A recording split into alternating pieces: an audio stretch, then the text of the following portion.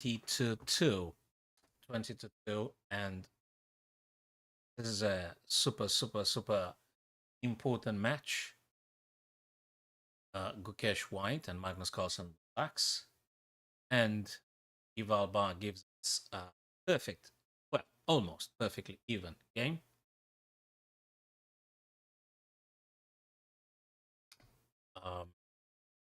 And let's see what's going on here. Let me just check if sound is in. Yeah, they should check the other platforms. They should be okay as well. And oh, what's that? This commercial. That's a, yeah, that should be fine. Fine. All right, let's see what's going on here. Knight took on g3. What is White supposed to be playing here? I mean, I can see this. And so if bishop takes, you could do rook a7. And if hg, then rook b. And black should be a little bit better, in my opinion.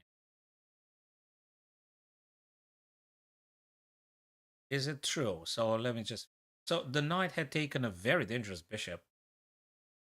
And it hits the rook. There is also tension here. Dude, this is so unusual, so weird. So let's just look at this again. Bishop takes b7. Rook a7. If you drop the bishop back, knight takes the rook absolutely for free. So I would say after bishop takes b7 and rook a7, h must take g. And then rook takes b7. That's what I can fathom at the minute. That's what I could see here. I hope I'm correct. Don't tell me if you think I'm right or I'm wrong. What is going on? What did it just what did it happen? Actually, I want to see. Oh no, they're making just a couple of. Oh, I see. I see. I thought they've got an update in regards of what's being played, but nothing's being played as of now. Still. Oh, all right. So that's just an anticipation. They're just messing around on the. They're just playing. They're just showing possible ideas.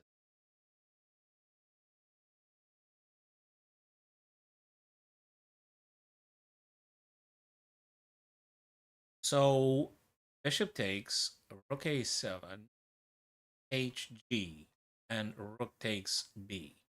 And I think that's good. That's slightly better for black. So again, if bishop were to take, pawn takes because you don't want to lose the rook, right? And then rook takes. And it's a bit better for black, minus 0.27. And Gukesh still debating, still thinking about what to play here. Now, this guy's going to be dropping, right? So after rook takes b7, I reckon rook might take, then rook takes here. You might have a check rook moves. And then white needs to be careful about this pawn, which you might be defending rook d2. Gotta defend this pawn, right? Or dropping rook back on the h, namely h. That might be the case. And then black has got a tempo, which he can just dedicate this, deciding what's the best itinerary for the knight. Maybe that might be the case. Back to the actual. Gukesh hasn't moved until potentially our friends will be joining. Let me just double check the other platforms. Come better. I don't know.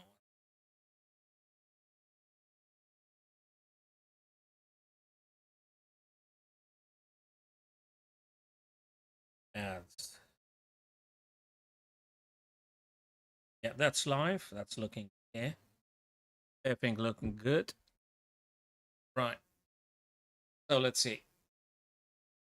When did we start? 22, we said, right? 20 to 2. Yeah, 20 to 2. Hello, Pranav.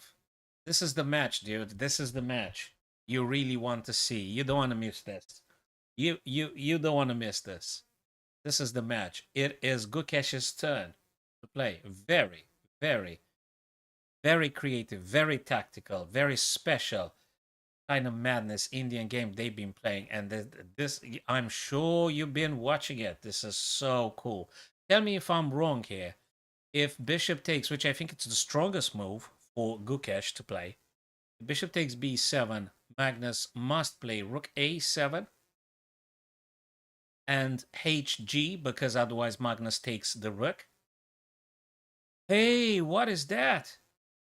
He took the knight. Okay, let's neutralize this. Oh, I think I know what might be the plan. The plan is Gukesh wanted to first, of course, take the knight, clear the way for the rook, and he wants Magnus to take the bishop so that he can develop with tempo. He wants also to get the knight off the back rank with tempo. Am I correct? And also, of course, cutting off this for the black knight and having the potential for capturing on h7. And also, you got to be slightly careful about this. Okay, so Magnus took immediately. Guys, this is getting hot now. What is Magnus gonna play here? He's gonna play this, although it just feels so defensive.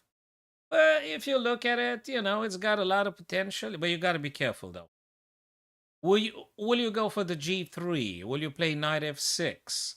Will you play king e7? Connection of the two rooks, it's paramount. You name it. It's an open game.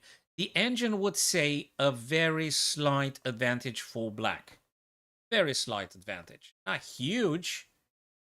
Because, hey, everything's open here. Everything's out in the open. 5 pawns, 5 white pawns, 5 black pawns. I don't know. It's a weird pawn. So this is a healthy pawn island. Cool. And the white king has a pawn defending. Cool. This is a nice pawn island for black. Okay. Another pawn island here. Cool. And this is an idle little guy on h7, which will be hunted and captured. As the pawn on g3. So the double pawns on the g will be hit. That's a very good one, too. I don't see why. Do you know, Varun, thanks for stopping by, brother. If rook g3, I would expect Gukesh to take on h7. And you've got to be careful about this stuff, but would you like to play knight to f8? I mean, if you go for the g, so Magnus now simply calculates. Rook takes g, rook takes h7, rook takes g2, okay? And then rook from h check. That's the most aggressive one. You can't move because you're going to drop the rook. So knight f8, right? Knight f8. Okay, then it's Gukesh's turn. What is he going to do? Probably play something with the knight, or just moving the knight towards, you know, attacking and stuff. And then Magnus probably needs to be very careful and move this guy. But if the white knight is here, you might be getting some other checks. It's getting funky. So Varun, I'm a bit concerned if Magnus were to take on g3, because the idea of rook h7, rook h8 looks a bit scary. And knight to f8 will keep your black knight blocked to just defend. You put your knight in a pin, you will have incoming knight play on e5. And if you dream of getting the king, you might be getting checked and the d file is taken already. So from all these things considered, Varun, I would be slightly reluctant to hit the g3. Maybe, let me think, maybe, tough one. Tough one. Knight f6 feels a little bit defensive again. King e7 could be very well replied with knight to e5 and then maybe knight to c6. Still uncomfortable for black. I haven't considered at all rook g7, which is absolutely defensive. But, you know, maybe we do have the tempo. Rook g3, rook h7. And moving the king then. You just move the king to e7. That's it. Rook takes g3, rook h7. Don't take on g2 just yet, but instead move king to e7. That's it. But then you gotta be... No, it's actually, I think it's playable. I think. King f8. That's an interesting idea, Varon. It's an interesting idea. Maybe. I would rather go e7. You know why? Because I want to circulate freely with the other rook, perhaps in principle. In, you know, as a potential stuff. I'm on the idea I should be connecting the rooks, letting them moving freely on the back rank and go whatever they want to go. So rook g3, rook h7, king e7. Is that good for black? Again, not a huge advantage. So guys, I don't think we are looking at crashing advantage now. We're just looking like tiny bits of dominion and control and open files, battle for the open files and stuff. Hell, they might even draw this one. They might even draw this one, then play another one. King f8. I'm just having a feeling of insufficiency. I don't know. It's just it's like I am limiting my rook's freedom and circulation. So I'm not sure about king f8. Not mentioning that this guy is sort of hanging, right? So it's just I don't think so. Just loses. It's not playable. So if these guys don't play massive blunders, it should be probably a draw. Theoretically, the engine says probably it's heading towards a draw. But, you know, human psychology always has a say in this kind of things. So when you say everything is settled, actually, it may not be. Because human mind is fallible, as we all very well know. And yeah, but thanks for the ideas, Varon. It's greatly appreciated. Cool stuff.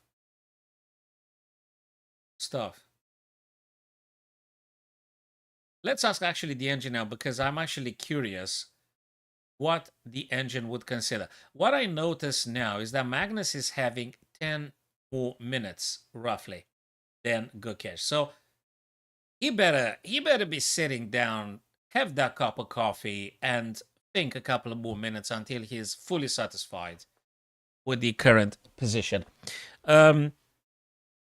Because of the psychology of the game, you might be tempted to, you know, to just making quick moves, knee-jerk reactions, and actually you're gonna get in something maybe not very pleasant. So he better sit down and calculate.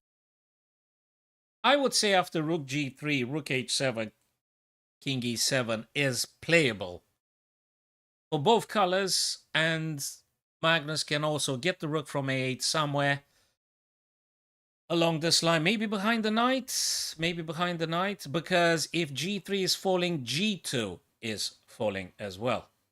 So probably might be able to build up a bit more positional advantage and material advantage, because probably you'll notice, guys, if this pawns are disappearing, they disappear, black is actually having two passes. This is very important, very important. So Varon, going back to your idea, to your conclusion, I'm not quite sure gonna be a draw, because these are two passes after all. Maybe rook h8 to get right behind the pawn, and then king e7 to connect the rooks. It's an interesting idea, Varon, but I think if you decide to move rook behind the pawn, you are giving up the g file, which is fundamental in clearing the way for your f pawn to coming down. So you're playing passively. You can't do rook a. In my view, rook h8 would be a self-diminishing, a self, you know, mutilation of your powerful rooks. You don't want to get your rooks passive behind the pawn, in my understanding. It makes sense what you're saying. Don't get me wrong. It's an interesting idea. But I think you are refusing an open file for your rook to go behind the pawn just to defend that pawn. You should be striking back on g3 and g2, in my view. Now I'm going to ask the engine and see if I'm correct. Guys, you're more than welcome to voice your opinions on the current position. It's good to think with your friends. Rook g3. There you go. Rook g3. Varen, congrats, dude. Your idea, knight f8, it's being proposed by the Almighty here. Now, this is weird as hell. I mean, for me as a human, knight f8 just smells funky. I mean, I am always in pain when I have to withdraw my attacking pieces. And if I am to put a piece which is on the 7th rank or 6th rank on the 8th rank, I'm almost crying. I mean, I'm in pain when I have to get stuff to put myself in a pin. I'm just suffering. I'm not a great fan of that idea. But probably as the knight f8, you might be dreaming to doing this. It's not clear, because if the rook is here already, you can't do that. You're actually going to lose material. So let's just do it this way. Rook g3, rook to h7. And now the engine said knight. Hey, I said king e7 in my previous analysis without the engine. And actually that's being favored now. The engine says rook g. Okay, they're still debating. No, my idea is actually absolutely fine. King e7. That's what I proposed. Absolutely not knight f8. I cannot do knight f8 in this position for black. I'm sorry, it's undoable. Not to me. No, I can't do knight f8. King e7, yes. King e7, yes. And I've called out this line, and actually the Stockfish confirms it.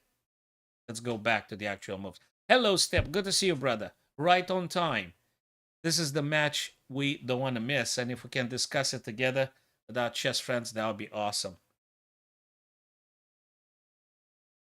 So again, why I don't think particularly this would be a draw is because Magnus will not accept with 2 passes to draw. These guys will be taken. The G double pawns will be captured by the black rook sooner or later. He'll be giving the H pawn, playing the king to e7, and he will be pushing this guy's down the board. He will not accept a draw here, and in my view, no one should. So if you have 2 passers, hell, if you have 1 passer, if you have just 1 passer, you should go for the win. There's no draw here. Absolutely not. It's 2 black pawns ready to coming down the board. That doesn't particularly look like a draw to me. Not an easy win. Hey, don't get me wrong. It's not just an easy win. I reckon Magnus will be looking at just trading everything. If these guys will be captured, black needs to trade off absolutely everything. Because, guys, just look at this in this fashion. If the rooks didn't exist, if the knight didn't exist here, and if you take these guys off the board and this pawn, then what do you have? You have a black king with 2 pawns versus a lone king. Game over. Done. Finished. This is it. Now, I know it's easier said than done. And I know that in theory sounds very good. But I think Magnus will try to build up exactly on this idea. Exactly on this idea. 2 passes. This guy's gone. H gone. King e7. Play like this. Just play like this. You know, stake is there. You know, I like it. Actually, he thinks. So if he's not rushing it, like he did with the Vincent Keimer, you know, just bang, bang, move quickly, this and that, and then, you know, banging the head against the table and stuff because of knight c7, that blunder he made in the game with Vincent Keimer. So if he takes his time, he'll just do the wise thing, the nice stuff to play. Okay, looks a bit better for black here. Let's see what Gukesh... I mean, I don't think he's got too many choices. Gukesh will have to take on h7. He'll have to. Because if he goes on g, he'll play very passively. very passively. And if you leave the H alive, that'll be even worse. Even worse. So, in principle, but I guess you go and grab the pawns at the first opportunity. Step 65. So now it's Magnus's turn. He's got to move. He should go for this guy now. Yes, he does, Baron. That is correct. He does. He wants to make sure he doesn't screw up. He wants to qualify. He wants to win. And when you really want to win, you want to make sure you don't play sloppy moves. So he actually wants to make sure he does the right stuff here. Yeah, probably he gonna play rook g3. Anything else would be painful to watch him playing.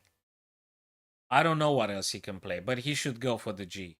I'm reckoning maybe he's oscillating in between rook G and king E. As a human, I mean, if you want to play aggressively, rook G3, rook G3, rook H7, king E7. By the way, that's what I proposed the first time. That's what the engine confirmed anyway. And with the minus 0.60, which is huge, and it's based on exactly the same idea, creating two black pawn two passes, and yep, absolutely, guys, absolutely. It does take some time. It does take some time. Shall we have briefly look at Erigaisi Prague, and then we're coming back to Gukesh, Magnus. All right, let's see what the others. Just briefly, what's going on. So this is the guys we want to watch. Caruana Dominguez Perez, very even. And Erigaisi Prague, also very even. You wouldn't expect less. These are super GMs, the lot of them. Vidit and Abbasov, very even, if I may express that again. All games are very much even, except Gukesh and Magnus, with a bit of advantage for black. All of the games here are very even. Let's just have a very quick look here. Prague's turn to play. Oh man, there's so many tactics. Looks like a puzzle. Step 65, that looks like a puzzle. One of those puzzles, we made them every day. We do them every day. What do you play here? I mean, it's a plus 0.37. This is very complex, full of tactics. There's just so many things to consider here. So I can't give a sudden verdict here because I need to look at it like for 5-10 minutes. I don't know, queen b2, rook a, but potentially putting the queen on this dark square diagonal doesn't look very enticing in particular. I'm not sure. Breaking in the center, man, you open up the bishop. So probably you don't want to do that. You don't want to play e4 because they're going to be taken, and even if you take, you open up this. Very dangerous. Right, so rook f to c8 by Erigaisi. What's Prague gonna do? I don't know. There's no weakness or something. Queen b2, rook a1. I'm not convinced at all. It's painful. Bang. It's very delicate. It's a very delicate balance. I mean, you gotta sit down and think properly. That's gonna be a hell of a match again between these two super grandmasters, Prague and Erigaisi. There's no weakness. There is no weakness to be looking at. Let me ask the engine. So, what is White gonna do here? Do you? But that feels painful too. If you want to relocate the knight on e5, it also feels a bit. But yes, Baron, that is true. There are so many data you need to collect, process, and decide on. Very difficult. I would like maybe this knight to be here, or hitting this guy and giving double pawns to black. Just as a brief look. 1, 2. Can I perform this dance? Is it safe? knight d3, knight c5. Perhaps. Just saying, guys. Perhaps. Also, you are opening up the diagonal for the bishop on f4.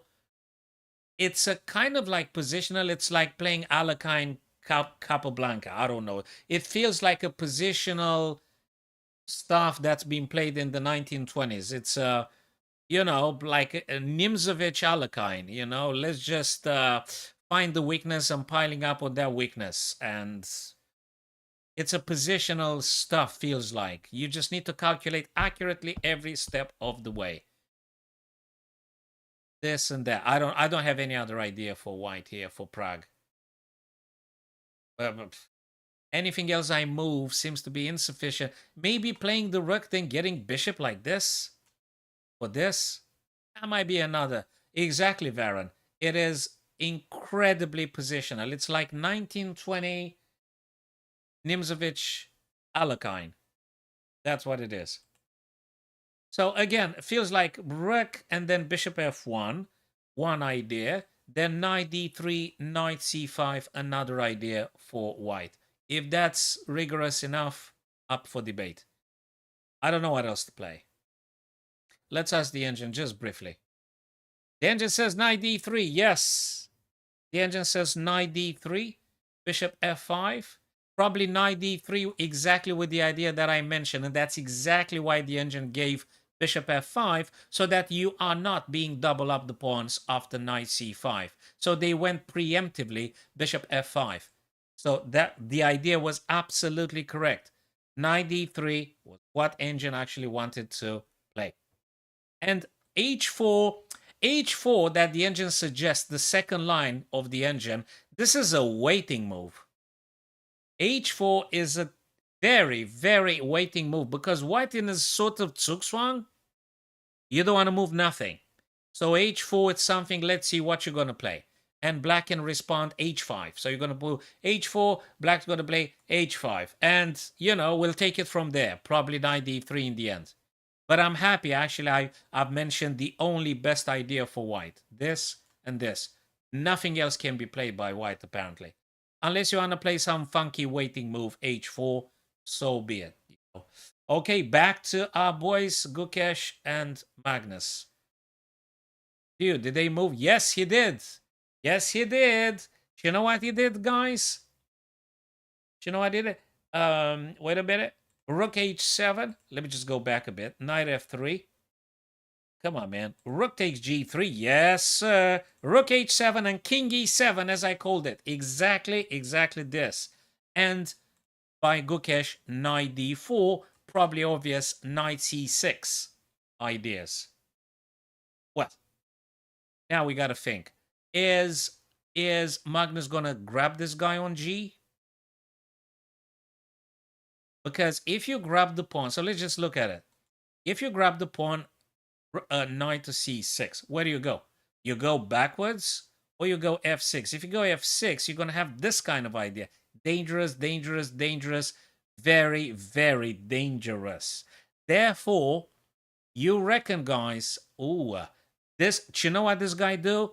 Doesn't allow knight c6. That's exactly what it does. Clears the way for the rook as well. But you got to be careful. You got to be very careful. So this one does not allow the knight. Maybe Magnus going to double up because you don't want to have this kind of... Actually, hell, that's absolutely fine because if you do this and this, I'm going to take. This is fabulous. No, rook d8 absolutely looks very, very, very, very one. Yes. Yes, absolutely. Absolutely, Varon. You are correct. You are correct. So, the engine says minus 0.24 black. I would anticipate if Magnus gets the pawn on g2, it will be even more advantage for black. Because again, we've got two free pawns. If the rooks, if these rooks d1, a8 and the knights come off the board, black's winning hands down. Oh, by the way, every trading black does will be very bad for white and very good for black. Gukesh must decline tradings. He mustn't trade. If he trades rooks and knights, it's going to be very easy for Magnus to capitalize, because Magnus is having 2 passes, and all tradings favor black here. Absolutely, definitely. So this is the kind of situation you don't want to trade the damn thing. You don't want to trade nothing. You don't want to trade nothing. But this move that Magnus played, knight e5 actually, will be inviting rook d8. So, and then very difficult for white, that is. Let's see what Gukesh comes up with. Weaknesses. This guy here, currently defended. If you're going to do this, still don't have enough power. I think black can just simply take something. They just go like this. Then you're going to play c3. Then you're going to play c3. Hell, if you're so much afraid, probably rook to f. It feels a bit insufficient again. I hate it, but okay, we'll see about that. It is Gukesh's turn. He's on 33 minutes. He's been thinking for a while. I'm happy that I gave a sequence that actually has been played. What can Gukesh do here? I think it's painful for Gukesh to drop the rook. Rook e1 makes sense. Step 65, rook e1 makes a ton of sense. Attacking the pawn, and then you might be having this very nasty fork. So makes a ton of sense. Yes. Yes. Rook e1. Is there any other subtlety I'm missing here? Is this one playable then? Check. Drops. Takes. Takes. Is it playable or is it just absolutely mad? Oh, Erigaisi. Yeah, absolutely. Let's go and see that one too, Baron. Absolutely. Totally. Hey, he did play it, brother. He did play it. Knight d3 by Prague and bishop f5. Yes, they did. I mean, if average players like us can identify the engine stop moves sometimes, you would expect a super GM with half an hour, 40 minutes on their clocks to be able to see it. I mean, it just took me a couple of minutes to understand knight d3, knight c5 is the only play for white. Anything else, it's a sort of zugzwang. And it makes sense to think that bishop f5 would preemptively move away from risking double pawns on the e-file. So you would expect these guys to actually see it. I guess knight c5 can still be played because you're actually cutting the connection from the rook and the pawn, and perhaps you'll be attacking here twice. So I guess knight c5 should be played regardless. Should be played regardless. Let's go back then to Magnus and see if there is any progress happening there. Magnus's game.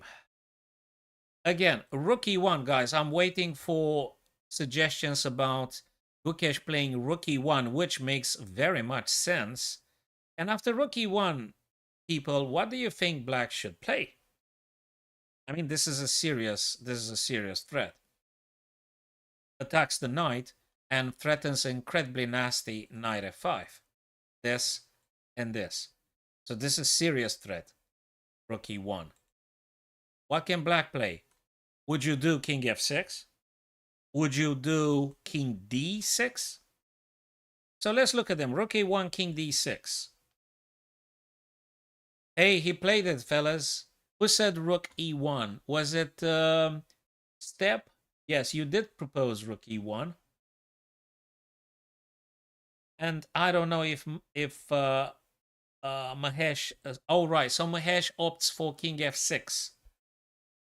So I think now black has got 2 options. Only 2. King f6, king d6. Which one is it, guys? Now it's the time. I'm not asking any engine, any nothing. Rook g5, interesting. I haven't even considered that. That would be the third option then, Baron. So we have had proposed king f6, king d6, rook g5. Very cool. Thanks for the suggestion, Baron. I think it's playable. Let me tell you what I don't particularly like about king f7. You're just getting yourself, you're subjecting the king to further checks. It just feels funky. It just feels, I don't know. It's just something here. Although, you know, then you can go maybe g6. I know it's absolutely crazy, but hey, everything's mad here.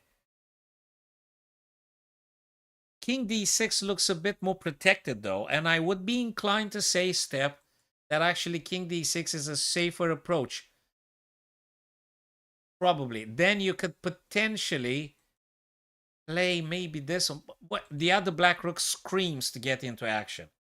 Absolutely screams to get into action. I don't know. King d6 might be responded with rook d1. And I guess Gukesh would be happy to draw people because he is aware that if this guy falls, and it will, Magnus is having two passes. So it's a very tough business. I guess if Gukesh goes, if Magnus goes d6, the other guy should know something. I'm gonna play rook d1. And then you're gonna go back, right? Oh, well, okay, I'm gonna go back rook e1. So you need to come up with a breaker. What the heck did this guy's play? This is only Magnus. Look, people, we haven't looked at all the variations. There is also rook g4, bloody hell. Rook g4, rook takes, and rook takes. Jesus. I completely missed it. Magnus doing Magnus things. Of course. Of course. I was thinking to defend, but I didn't think to attack. And I always said to myself, look for the attacking moves. Always, but I never learned. I never learned. I see the danger. I'm realizing there is danger coming. I'm sort of getting into panicking mode and I'm looking for defensive moves. Look at how you're dealing with a problem like this.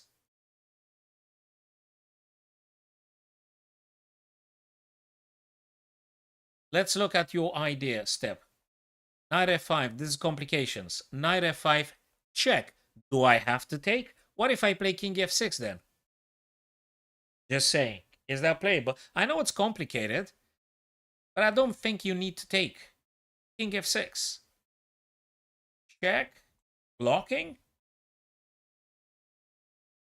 It's playable, but then again, they only elicit black to play king f6. You do not take. I don't think you take.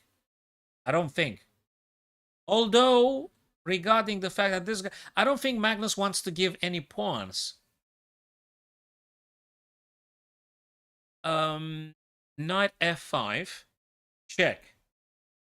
King f6. What are you playing? Rook f1. What can I play? King g6. That allows me, I'm attacking with tempo, allows, so the white rook has to play. And then I'll just take this guy. Is it king f6, guys? So if knight f5, oops, if knight plays f5, is black king supposed to go f6? What's the best reply? So tell me your best reply. We have to consider knight f5, king f6, knight d6. This, and knight d6.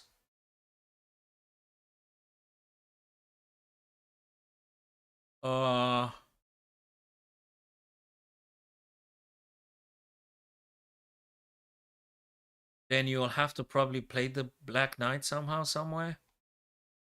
I hear. Just blocking any incoming checks.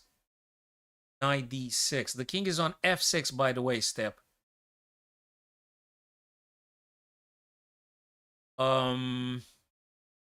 It's white's turn. And let me tell you something. Gukesh exactly this line considers right now. Is exactly considering this line. He's looking at knight f5. I almost guarantee that's exactly what it does now. After Magnus played rook g4, now Gukesh is looking at knight f5. Anything else is not as strong as. Gukesh has to complicate things and make it very, very difficult. Because if Gukesh simplifies, Magnus is winning. If Gukesh touches the knight, Magnus takes, then Magnus wins. The knights are off the board, Black's winning.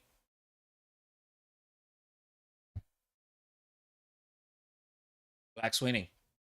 Yes, they are. So Varon says maybe knight f5, pawn takes, rook takes. It just feels that Black lost the leverage. You lost the advantage. If you do knight and pawn takes, you lost the advantage. You are in check. King moves indeed, protecting, but it's double pawns. Somehow, yeah, you called it, brother. Yes. Double pawns are a pain. Double pawns, it's a very pain. It's like you have one pawn, actually. Well, more or less, that is. I'm not a great fan of pawn takes.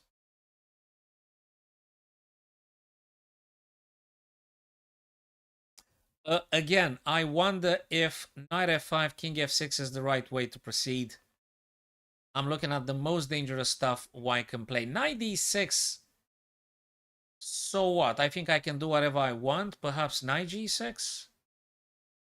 Perhaps... Oh, I'm leaving the knight there. No. Yes. Knight f5, king f6, knight d6. Ugh. King g6. 6. No, I can't. Yes, I can, because if I'm attacking the rook actually with tempo. Complicated, very complicated. Knight f6, king f6, knight h6. Attacking the rook. And attacking here. Then can I take on g2? Huh. Oh boy. So this, if there is anyone to win, it'll be decided now. You're gonna get... What did Gukesh just do? Sorry, what did Gukesh do? He went for the most simplistic, the most certain way to lose or something. I mean, you can't get rid of the not. That was actually the only ticket for Gukesh to make it an absolute mess.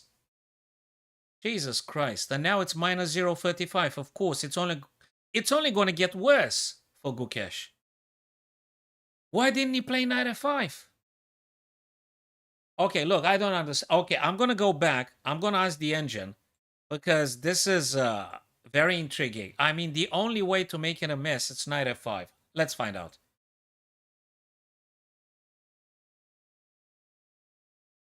Objectively, the engine says rook e5 is the best. Knight f5, though, is the second line. Guys, let me tell you something psychological. If you play in this position and looks very green, I think psychologically you may want to go knight f5 because it's very many complications. It's very many complications. And I was right. Knight f5, king f6, knight d6, rook f8. You don't know if the other guy actually sees all the intricacies. I mean, it's worth playing knight f5 psychologically. It's just 4 points difference, not 4 points. It's 400s points difference in between. If you go with rook e5, although objectively the best line for white, it simplifies the games to a huge extent. You simplify it, and then you've got to pray because you're playing Magnus, which has 2 passes. And he's going to ganging up on this guy.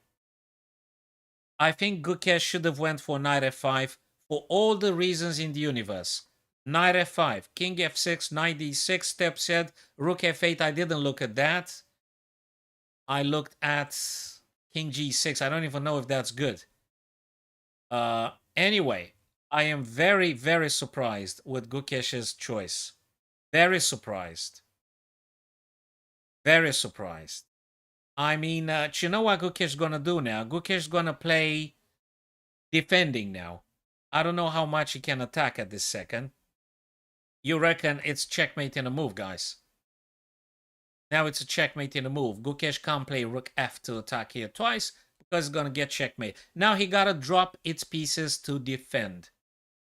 Or he going to play a pawn on b, thus creating more weaknesses.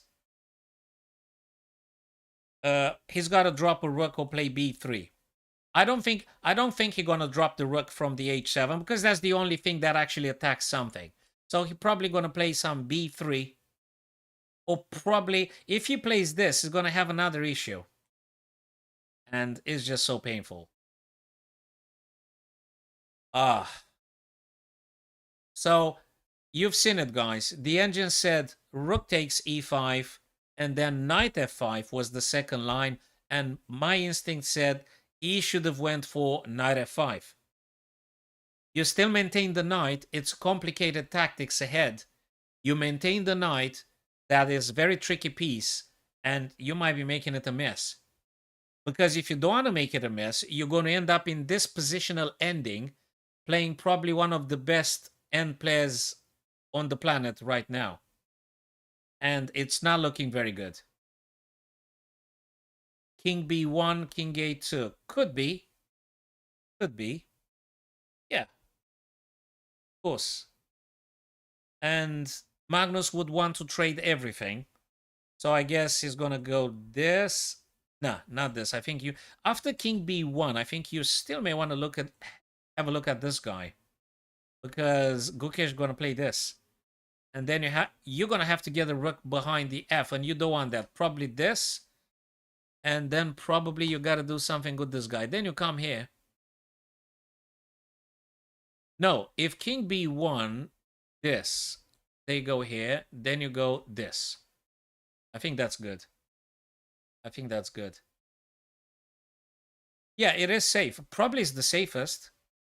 Mahesh, probably is the safest. It's the safest. I'm still advocating for b3 ideas because although, yeah, there are so many ups and downs with every single move you do. b3, king b1, rook e1. Which one's gonna be? If you play rook e1, you're making this guy attackable. c3 he played. Okay. c3. The engine says minus 0.45. Let's see if the engine proposes some other ideas. c3 and b3. My other idea was b3. My other idea was b3. Anyway, it's been chosen already. Hi there, Akam. c3. Rook f4. Yeah, I've called this one. Rook f4. I've called it Rook f4.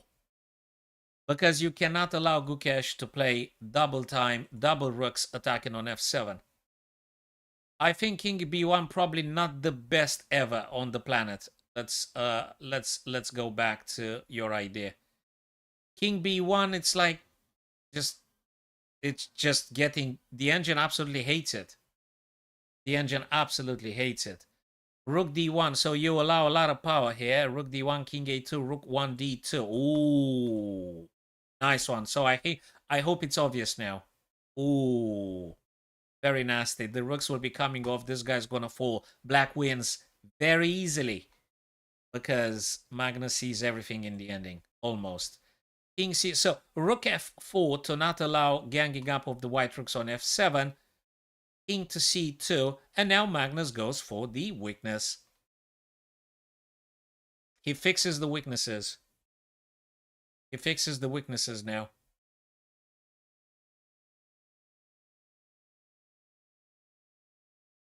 That doesn't really... Magnus would not accept to draw here because of these two guys. That's the reason. Because of two black pawns on e and f. Currently opposed only by the g2 pawn. When the g2 pawn falls, easy game for Magnus. Yes, I think that too. Unless he messes up, he screws up massively. Playing some funky stuff, but probably he won't.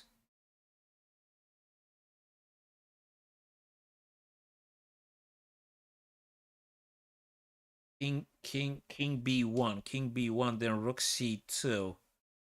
White wouldn't want to play king b1 now. You absolutely don't want to play king b1 now. King has to stay where they are. And in worst case scenario, you're going to play king b3 if there's something. King stays there. Maybe you're referring to a previous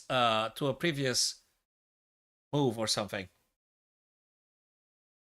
Okay, so Magnus pinned now the g2. Let's have a look at Prague and Erigaisi. So Carlsen, Gukesh, Erigaisi, and Prague. These guys are good, spending a lot of time. Last time we've seen it was knight d3, bishop f5. What did happen in between? So bishop d3. Hold on a second. Let me just go. So that was the stuff we previously seen. Bishop f5, h3. More like why didn't he play knight c6? Okay. Bishop takes, queen takes, e6, rook fd, bishop f8. A very positional 1920 Nimzovich Alekhine type of game. So this is probably the most 20th century game happening today. The most positional ever happening today is Erigaisi and Prague. Very positional again. No big weaknesses, no nothing. Slight advantage for white because the bishop pair, in case our friends might be wondering, we've got the bishop pair for white. And it's no weakness, massive stuff. I mean, you could do some incursions, but also you have knight b4. Got to be careful of that. There's no big weakness here. And what do you want to do? This and that. It's a long shot. It's difficult. It's difficult because you might be, yeah, it's difficult to say. Then this is very difficult. It's something like you just want to step very carefully. You want to step very carefully here. Okay. It's good you've said it. If you said it, the knight to c3. Oh, you said c3 for Magnus's game. Yeah, yeah. Oh, sorry. I'm just reading the messages a bit later. Sorry, I didn't process. So that's Erigaisi Prague. These guys are still thinking. Caruana, Fabi Caruana. Another duo of incredibly strong grandmasters. Dominguez Perez and Caruana. Fabi Caruana.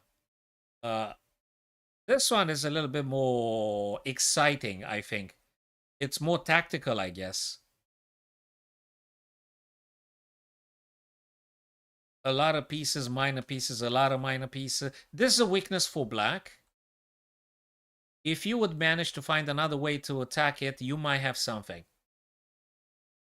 Now, how exactly you're going to do that, that's another question.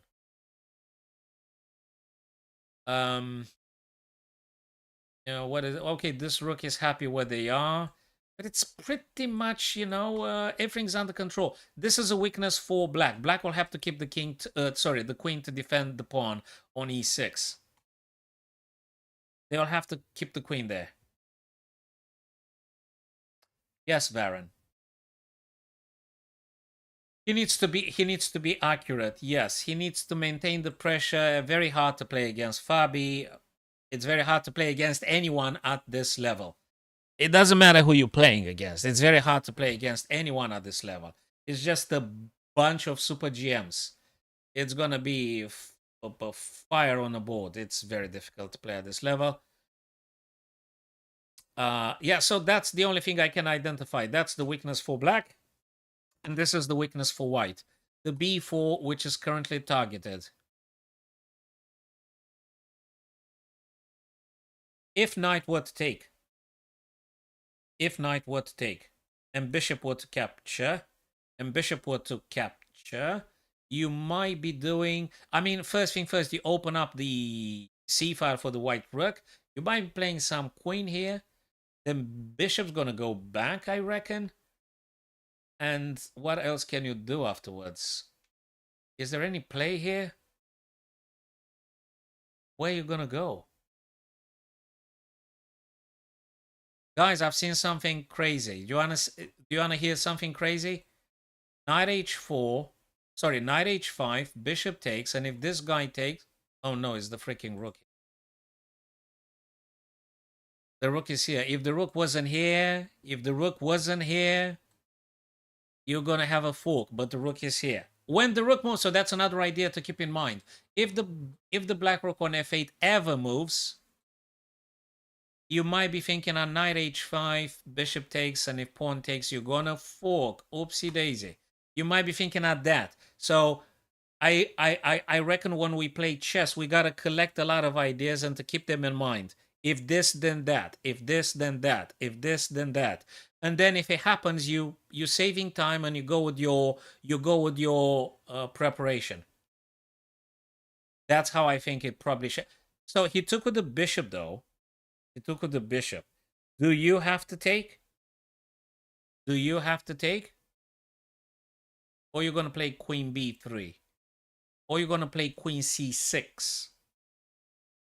Queen c6, you know why, people?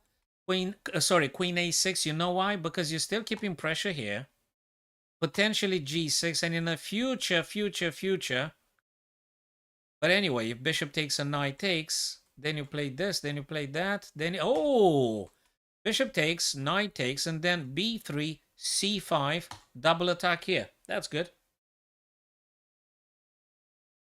So you don't... Oh, I didn't put the engine. So I don't take on b4. I think I'm probably gonna be looking at something else. Maybe queen a6. Targets here. Bishop takes, knight b3, knight c5 potentially. With targeting of the weakness. Black's main weakness is this. e6. So rook c6. Interesting idea. I normally instinctively I discard it because you don't want to give a rook for a knight. But hell, everything's possible. Rook c6. I don't know. Rook knight takes. And what's the deal? I'm not fully convinced. I think that loses. That just loses immediately. Yes, Step, you are correct. Rook c6 would be a blunder. Actually, we are going to lose. It's going down very quickly. I reckon if you want to sort of improve, probably queen a6. Let's ask the engine. The engine says bishop b4 and queen b2. Oh boy. Probably queen a6 is it's an incredibly bad move. Oh, let's see how bad it is. Minus 0.65. Well, if queen b2 is minus 0.65, if I play queen a6, probably it's going to go down even more. Bishop b4, knight b4, queen a3. Uh-huh. Interesting. Bishop takes, knight takes, queen a3. Targeting this guy, looking down like this. Okay-ish. Defending this from the knight. It's a tough one. It's a tough call here. That's why Dominguez actually spends a lot of time. It's a tough one. Let's see how bad is queen a6, though. Oh, rook f3. I didn't even look at that. Jesus Christ. Oh, Jesus Christ. He's taking two pieces for one. Rook takes f3, g takes, and then bishop takes, attacking the rook. Whoa! Gone. Goodbye. This is it. Game over. Absolutely insane. Absolutely sick. Game over. Ah, I was completely confiscated by an attacking plan and I lost sight of rook takes f3, which I didn't even see. This is nuts. Absolutely crazy. Rook f3. What a move. And he'll be sanctioned straight away. Oh boy. Right, what did our guys do here? Let's see. Yeah, it's going more and more and more in black's favor here.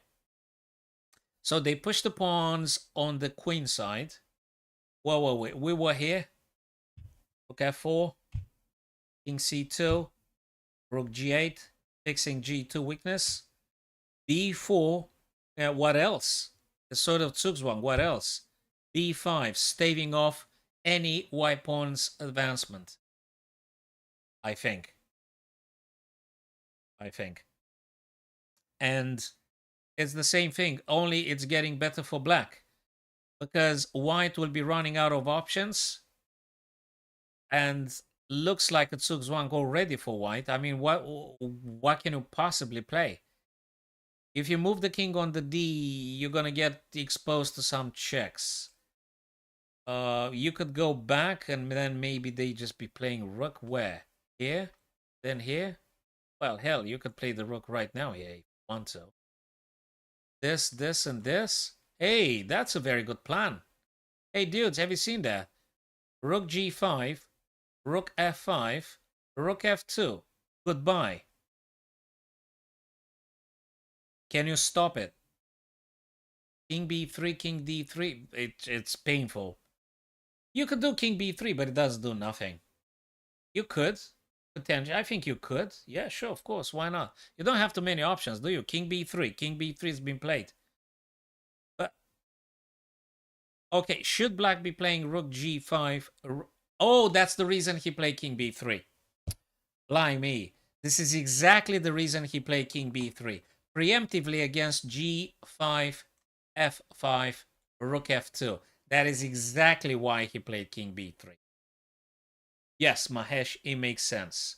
c3 is a weakness. I'll give you that. Oi, yo, yo, yo, yo, yo.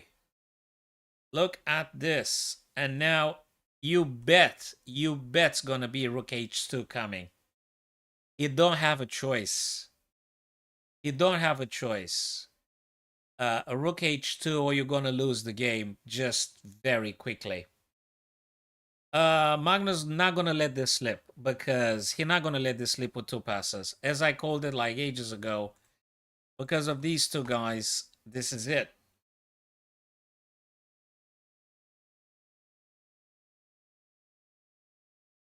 The Black King is very nice where they are currently. The only counter game would be Rook F2, exactly. The only but let me tell you something, Varon. After Rook F2, I'm gonna deal with that very easy. Rook G7. This is it. You wanna trade? Be my guest. Rook F2, Rook G7. It's your call. You're gonna give me the pawn on G2, or you're gonna trade the rooks, or you're gonna drop the rook back, which we discussed already. It's only improving Black's position even more. Rook F2, you called it, Mahesh and Varon. Spot on, guys. You wanna bet Rook G7? I mean, what do you wanna play? Rook G7. You can't give the F7 pawn. You can't give the F7 pawn. Rook G7. Whatever black white plays don't matter. If they take even better for black, Rook G7. If they drop down, well, just keep it as it is. F5 coming. There you go. I just called it. I just called it. I think he has to do Rook H2 step. I'm sorry to say that, but I think white will have to play Rook H2. Any trading, as I've said, any trading helps black here. I'm sorry, I don't know. Say, let's ask the engine. I don't know. I mean, Rook H2. Rook H2 was the second line of the engine, not that stroke because F5, which I did say is going to happen. But he did take on a... Look, there is no good moves for white, okay? There is no good moves for white here. Whatever white plays is going to be that stuff. Rook takes and rook takes. Well, guess what? F5 is coming. King F6, E5, and you just do whatever you think you can do because it's looking more and more difficult. Probably Gukesh is gonna try some A4 ideas. Pawn takes, pawn take. He's gonna vote for the A6. He's gonna go for the A6. Gonna go for the A6. Not C4. Not C4. No, no, no. Not C4 because check. You're gonna do this and I'm gonna win very quickly. C4 is a blunder, Varon. Because rook to G3 and you're gonna be in trouble. You're gonna lose a pawn. You're gonna lose the game. I don't think C4 is the move. I think he wants to play A4. If I'm honest, A4 takes, then king attacking itself, A5 or A6. And that's something. Because in this fashion, Gukesh creates two passes himself. And then it's gonna be a race. The black king will try to. But anyway, these guys have to calm down ASAP. ASAP. It's going to be a very... That's exactly what just happened. We don't need the engine, guys. We see it ourselves. We see it ourselves. A4. A4. You don't take. I don't think you want to take, fellas. You want to either move the king or move the pawn. You don't want to take, because if you take, king takes, going to go closer. You're going to have a problem. This guy's going to die. He might be very well to draw. He might be. This is very, very exciting. Very exciting. Let's finish this coffee, yeah, then. F5, I said that. I said that. F5, I said that. You gotta push the F pawn. What is white gonna do? Let's think. What's the best shot for Gukesh? Oh man, he gotta take, and then push. But no, that's a blunder. Rook G3. No, no. He might be taking because there's nothing else to do. Takes. No. He actually plays rook here. Nah, this is painful. The other guy comes down. Ah. There's not too many good options here. He's got to take, and I don't know what Gukesh is going to play. Because whatever Gukesh is going to play, if he moves along this, I mean, if he plays on the D, the E pawn going to moving down. Bad. If you move the rook on the E, it's a waiting move. The other guy might be coming down. And if you go back, the other pawn moving coming down. And if you go back, the king moving on F6. I think it's going to be very over soon. There's no very good moves for white. You have to sit and wait and hope Magnus going to mess up something. I mean, you tell me what's the plan for white? How do you generate a counter game here? How you generate an attacking plan for Gukesh? You tell me. You tell me how you draw. First thing first. How do you draw here? I know the engine is optimistic. Well, sort of optimistic. It's minus 0.31. So he took because there's nothing else. Now you tell me what is the plan for white. I'm all ears. I'm all ears. What's the plan for white? So let me just highlight again. C4, check. You drop the king, gonna take this guy. And if you want to push, this guy's going to be right on time. Anytime they want to. What is the plan for white? What do you do? If you play D, boom and boom. If you play E, probably king F6. Probably. So you tell me what's the plan for white to draw here.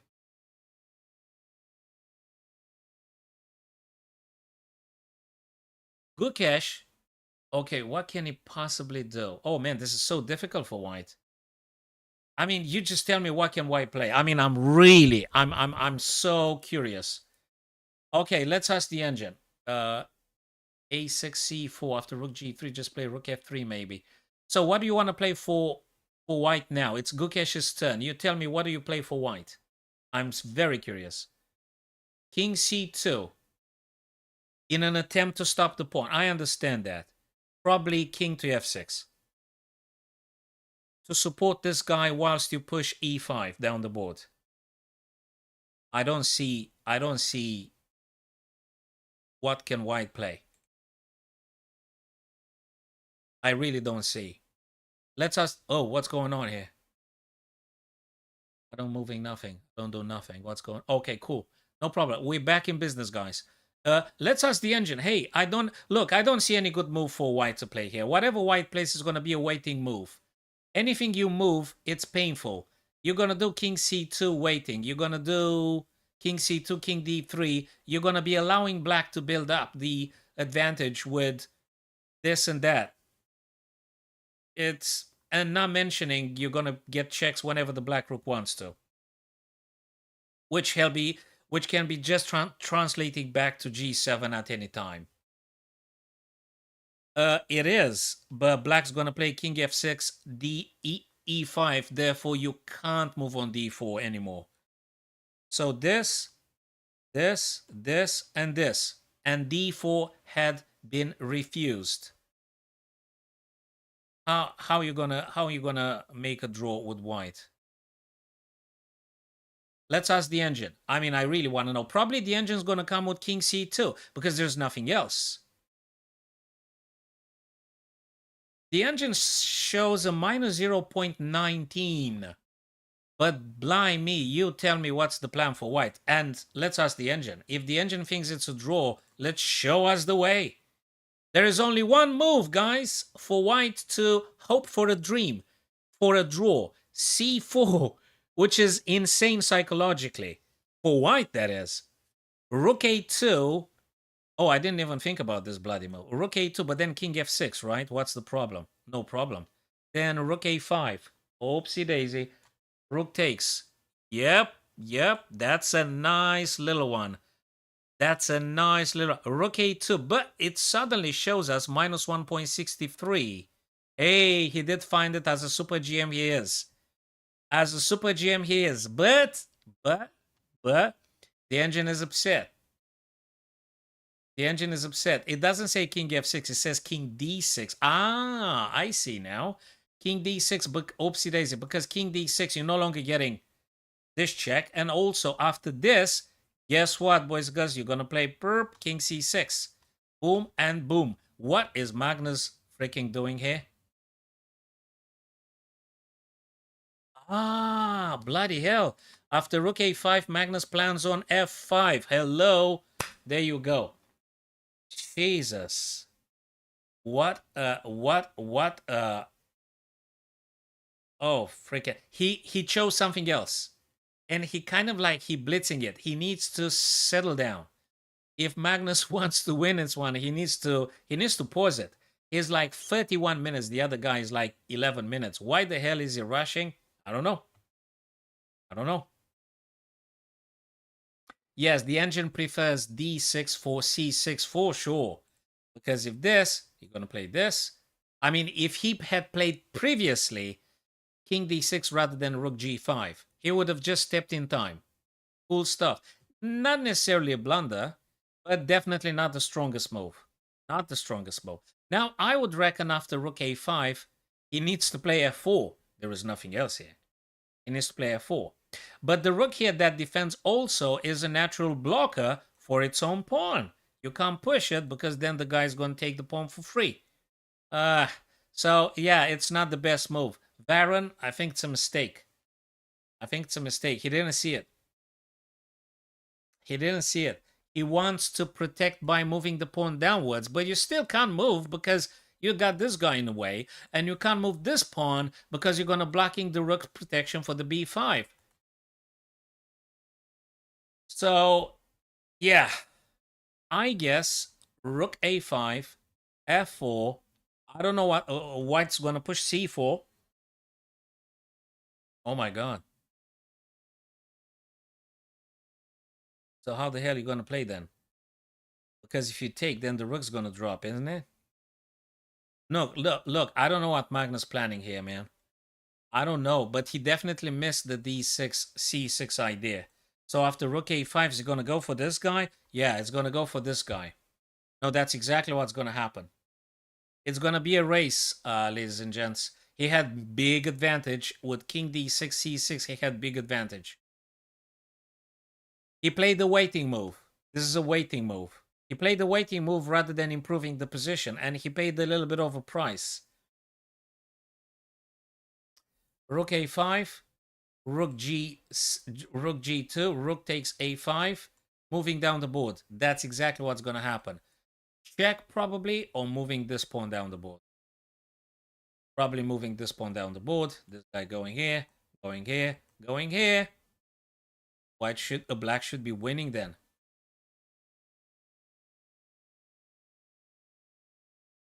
It's still better for black at this stage. He did miss a subtlety, a nuance. Happen even to the best, because human mind is always fallible. It's a huge effort anyway to constantly collect information and data to understand them accurately, to play accurately. It's a huge effort and mental drain. Chess is incredibly consumptive energetically and mentally. I mean, you gotta be in incredibly good shape.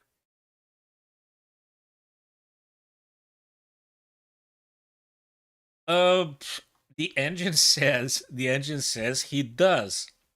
Varen. Hi there, David. Good to see you, brother. Thanks for stopping. The engine says it's a very hefty, very chunky advantage for black here. Apparently, the race would be won by black, despite the fact Magnus played the waiting move. And another slight issue here is that Gukesh's was 7 minutes and 26 or something. Oh, bloody hell. Yes, Varen. Yes, man. Yeah.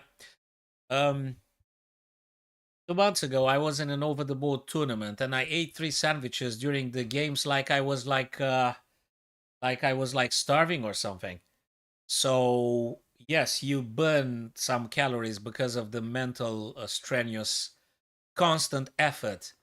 It's burning some calories indeed. Yes, and there were some scientific studies, and it showed that they burn a few hundreds of calories. The super GMs that play rapids and stuff. So hey, if you wanna lose weight, yeah, sure, play chess as well. Apart from running, cycling, other strength exercises you might prefer, or calisthenics, or you name it. But we absolutely love the game. That's the thing. We are total addicts. I'm a total chess addict to my wife's desperation. So yeah, that's what it is. So he played the waiting move, rook a5, rook g2, and I guess black should be winning the race. Because after this, we've got this, and only 3 steps. How do you stop it? Because if you go down to put the rook on the A, you know what black's going to do? Black's going to play first rook g1. So you can't really stop it.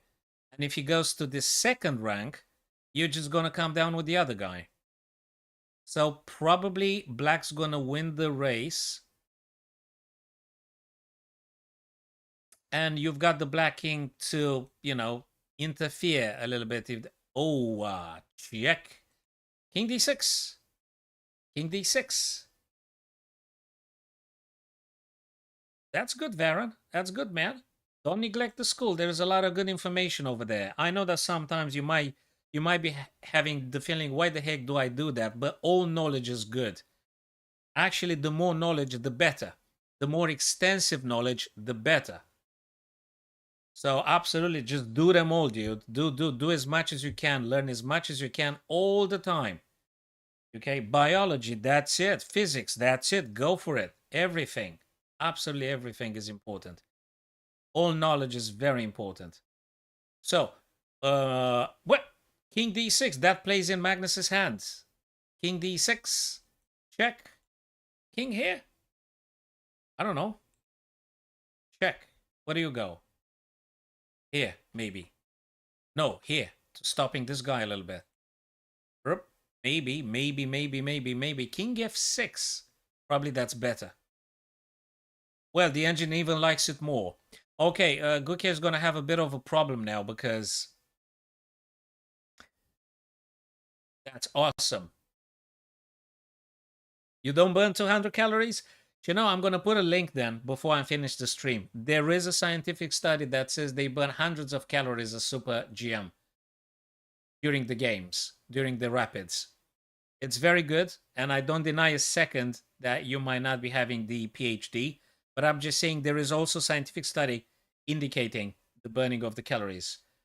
Yes, Guke's got a little bit of an issue, 5 minutes, and that might be a thing. Let me try and minimize stuff here.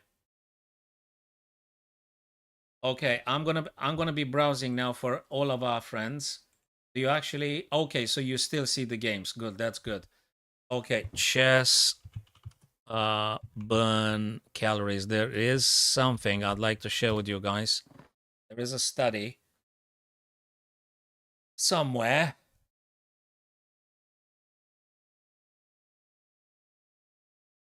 Yes, chess grandmaster can lose 10 pounds and burn 6,000 calories. Yeah, this is the study. This is the study. Okay, I'm gonna copy paste. I'm gonna copy paste the study right now. I don't know if 200 calories in an hour. I don't know that one in particular. But I do remember I've read a study in which they did mention there is definitely okay. So I'm gonna okay, because this guy Robert Sapolsky, Stanford professor of neurology and neurosurgery. I think it's gotta be a serious guy in its field. Let me just copy paste. Let me just copy paste this stuff. Okay. So that's one link that I have found. Oopsie daisy, let's go back to the game.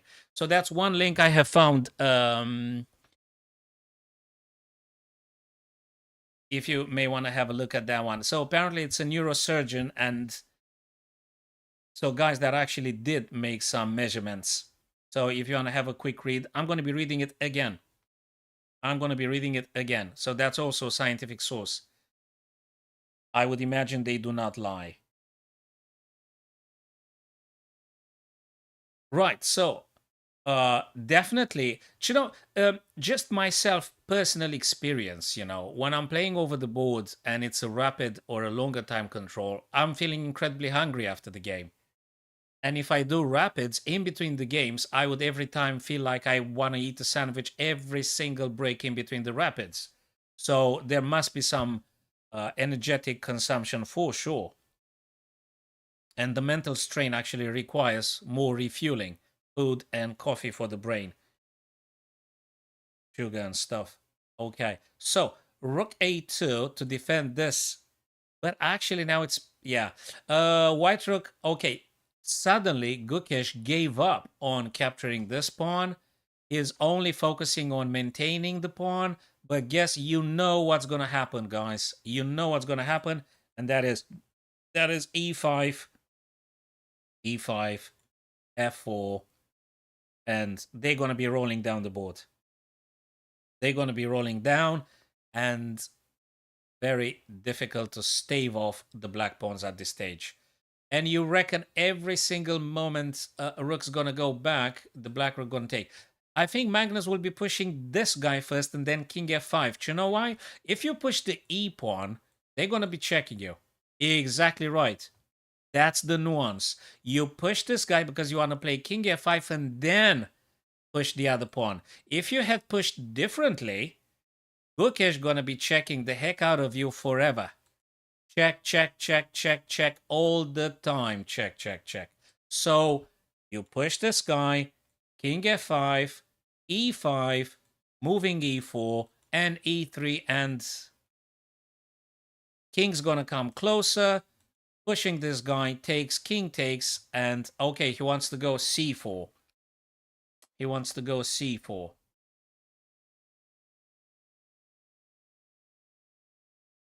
I think you should be pushing the black pawn. Goes here, takes, and push this. That's it. I guess. I hope I'm not wrong.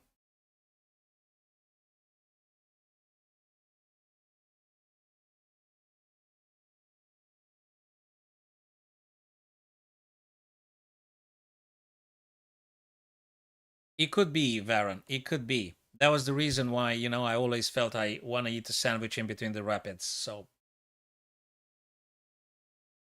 it doesn't? Okay. Apologies. Probably we have to look at another one that they do references. Probably it's more like a commercial informative article rather than like a scientific medical paper. Uh so they do give you their names, they do give you their expertise, and yeah, I would be looking online and finding some more scientific papers for that one.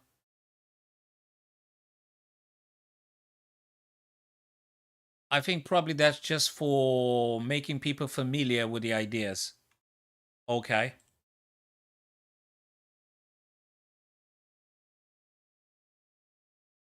Oh, the chess constant grandmaster diet. This company tracks rank. Okay, there is another article here. NPR. Why grandmaster? So like yeah, we need to find some links, some medical papers that actually make it more clear for ourselves. So what did Gukesh play actually now? King to a2. Why? Uh, what? Okay, what is going on? Oh, because he couldn't have pushed. He couldn't have pushed c4, so he wanted to move out of the pin. Oh, bloody hell! This feels incredibly painful. Rook g3 and king a2. This feels incredibly painful. This is so painful. Even if you push and black takes, if you take it, rook takes with tempo, check. And you then guess that that's going to happen. It feels incredibly painful for Gukesh. Yes, Step, you called it, and I think you are correct. If Gukesh had played knight f5 rather than rook took e5 knight, he would have been probably in a different scenario with greater chances for drawing, maybe winning, because the position was very, very funky and difficult to assess. Way more difficult for Magnus to assess than the current rook and rook versus rook and rook. When you keep the knights on the board, it's more difficult. Just look at it objectively. If you got two knights and a rook versus two knights and a rooks, it'll be more difficult than a rook versus rook, like they got now, you know. So yes, he should have played knight f5. I concur. I've said that already. He should have played knight f5. Yes, he definitely should have.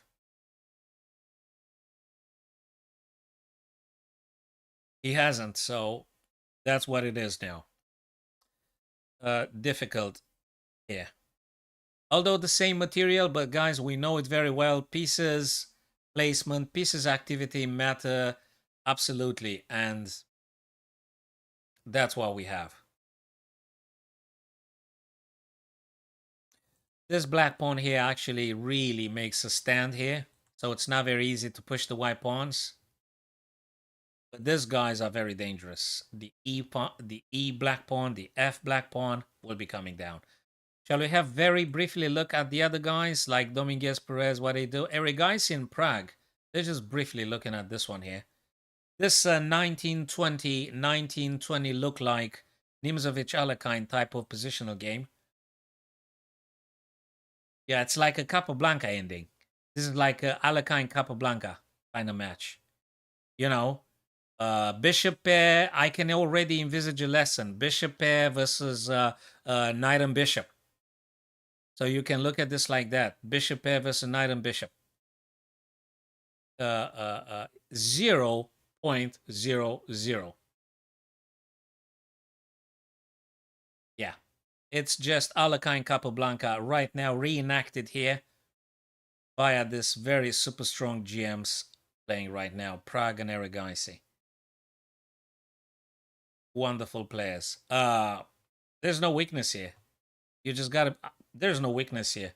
I just wondered this bishop on f1. Should they ever go? No, you can't do that.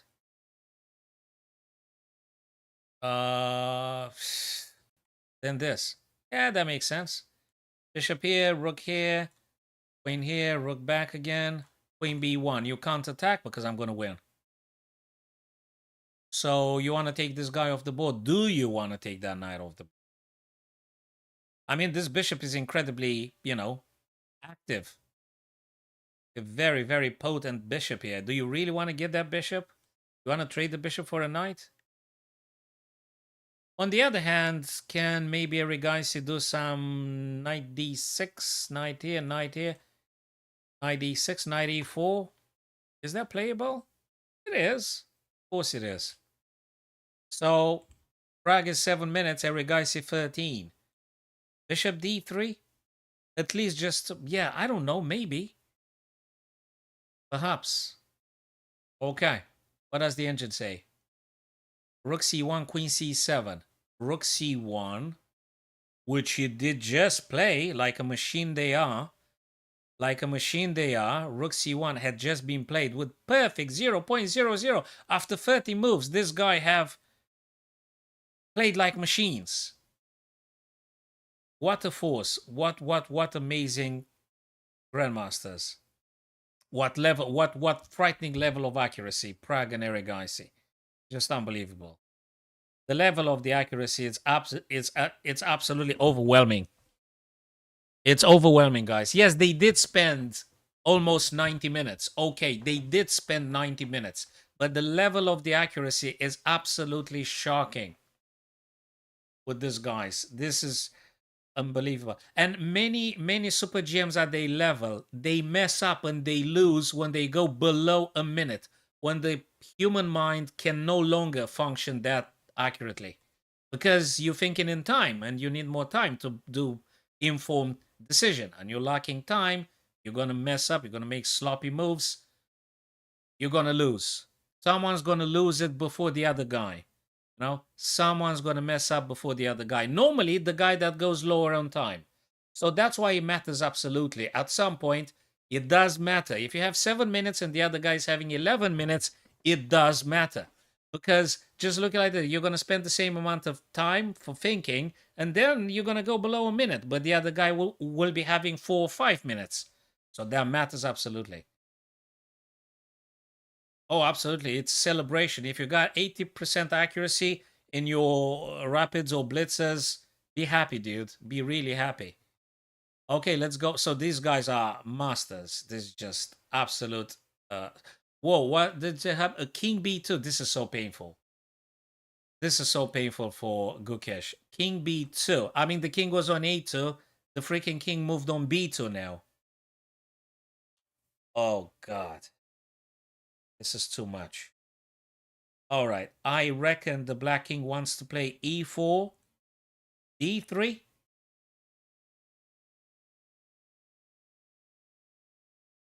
And if there is e4, rook e2, oops, this? No, no, no, no, no. That's a disaster. Takes, takes, and then this guy is free. Then the king comes closer. I'm not sure. This requires some proper sitting down and calculation.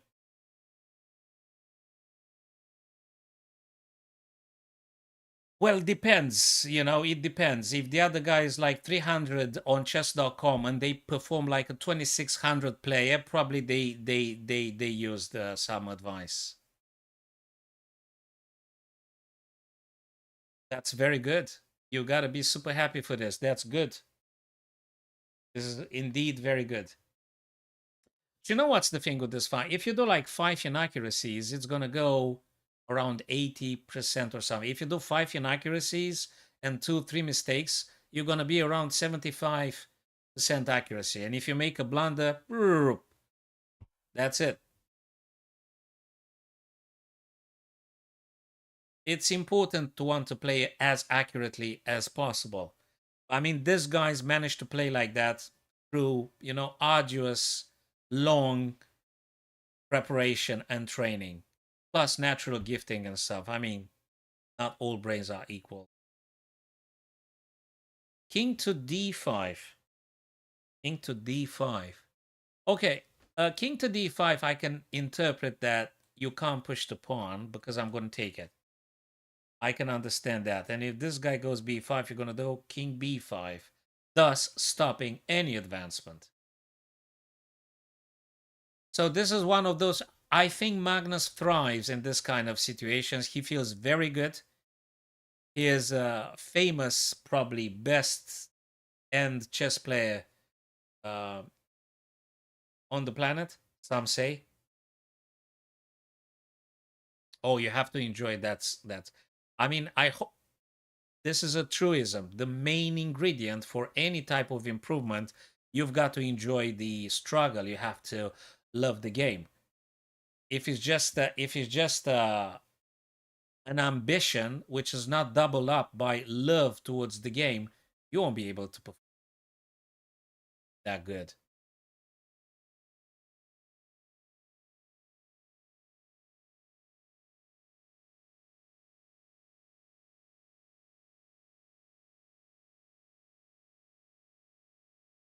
You absolutely have to love the game for sure. Oh, absolutely. And if it's full of pieces, and if it's a lot of tactics available, and even if you blunder a pawn and you're playing in a bullet, just keep playing because Hell, if you're playing a bullet hole blitz and it's a lot of pieces attacking and tactics, crazy tactics, keep playing. It's just for the sake of it. It's just beautiful. We love the struggle, you know. We love the fight. We love the match for what it is. That's why we do it. Oh, let me go to Caruana. Thanks for the update. Let me go for the Caruana stuff. What Caruana Dominguez? What did Caruana do? What did he do? So what was he supposed to do? Rook a6, rook d7, rook b6. So what did he play? He played rook b6, the third line of the engine. He was supposed to be playing rook a6. This is a nuance. Rook a6. Why? Because of this and this? He went for rook b6 because potentially I reckon he wants to push the pawn down the board. That's why humanly explainable, we might be justifying rook b6 because you want to go behind the pawn, but probably white just does this. No, I think white does something else. Goes for the knight first. Goes for the knight first. Oh, and rook b6 does another thing. This guy drops and then this guy drops. Oh my god. Oh, this and this and this. After knight goes this. And you've got this. And whether they, oh my god, this is painful to watch. Okay, that's a problem. And I think I've seen why. Because of this. So after rook moves away from the d file, you got a problem with this, you got a problem with that, you got a problem with this. All forcing, I mean, this one is forcing. Knight's gonna have to go where? Where do they go? And I think it's getting funky here. Probably not that easy. Rook a6, knight d4, rook d7, rook b1, rook b6, knight d4. So I was correct, after all. But not taking on e6. You're going to play on b3 because you got to stop this guy. So I was just half right. Knight takes d4 after rook b6. Rook b6, knight d4. He played it. Rook takes rook c6, king f2. Rook c6, rook c6. After this, and the pawn is gone. Sorry, no. Rook c6 for actually forcing and hitting like a billion times. This is a game over after rook c6. Not at this very moment, Robin. Thanks for stopping by, brother. We're going to look at Magnus playing, and then we could potentially make an arena and we can play against each other.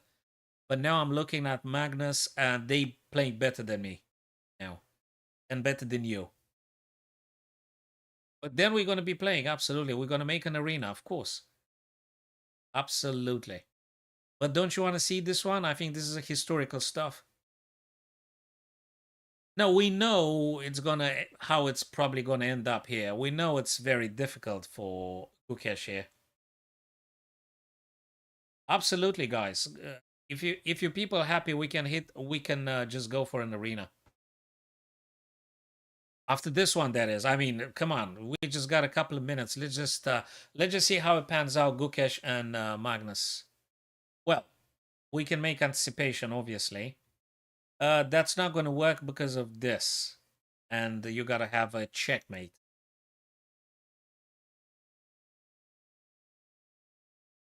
We're going to have a checkmate. Vidded game. Good question. I have no idea what happened with the Vidded game. No idea. Looks like incredibly even. Plus 0.21. A bit of advantage for Vidded here. 3-4. 3-5.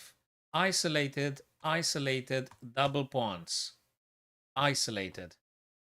Problem with the pawns. Pawn structure problems for black. That is why the engine would give white a bit more advantage.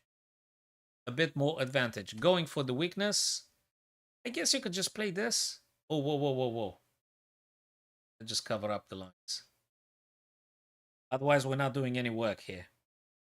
Oh, that's a nice little one. That's a nice little one. Stopping any pawn's advancement, thus the bishop becomes a big pawn. A big pawn. Yeah, it's a huge difference. Basov, what is that? Azerbaijan? What flag is this? Azerbaijan.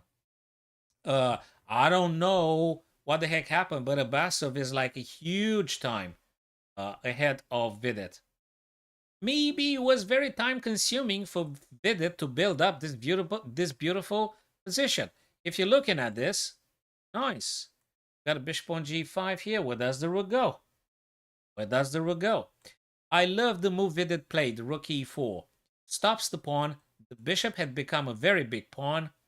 You could play bishop to g5, attacking the rook. Where is the rook gonna go? Either h7 or h8, right? I mean, where else do they go? You tell me, where else do they go?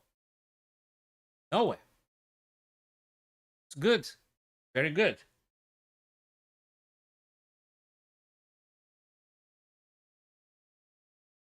You still need to find ways to capitalize here. It's not quite over. It's not that over. I mean, it's looking very good for white. I'll give you that. It's looking better for white. Pawn structure is a mess for black. White pieces are more harmoniously developed. The bishop here is a painful bishop. That is true. That is true. King has to stay here all the time because of this kind of threats. That is true. But it's not that easy to capitalize because if black manages to hold on the position, how are you going to make a progress here? I mean, it's not that easy after all. You play bishop g5 and then let's say rook h7. How exactly you going to push things around here? You tell me. What's the It's not that easy. Abasov is boasting 1 hour 10 minutes, 70 minutes for Abasov. Vidit is on 22 minutes. How do you budge things around here? What do you do? If you move the king, you're not going to like it because the rook will be coming down the board. Oh boy. They're going to be dropping like flies. Very careful with that axe, Eugene. So, yeah, he moved it preemptively now. So, Abasov moved the rook on h7 preemptively. Like, think, oh, I know, this guy's going to play bishop g5. Let me just play rook now. The mistake we could do is just this and then this. That might be, I think, a big blunder. This one, impossible to say. I can't make a single prediction here. Vidit is low on time. Oh, okay, I got a plan. This is sweet. This is a master move. This is a master move. Where I was thinking bishop g5, Vidit actually it's a masterful guy. He actually plays this now, keeping constant double hit on the e5. Thus, the bishop and the king has stayed there all the time. He might be even dropping this guy here. Let me just think. But how the heck do you make a progress here? Boys, you want to do this and this? No, this is nuts. No, you can't do this. Nah, it's a status quo here. Bishop g3 and blimey, I don't see any way to break through. You tell me. I agree with you. OMG, I agree with you. But you tell me how you're making progress here for white. I'm all ears. How you making progress? It's looking very good for white. I'll give you that. More harmonious, nicely developed pieces. The bishop is a pawn. Okay, I agree. You tell me how you're making progress here for white. You tell me how you're making progress. What's the way to push forwards? Oh. Was this camera going funky now? Oopsie daisy. Go back to opposition. Close that.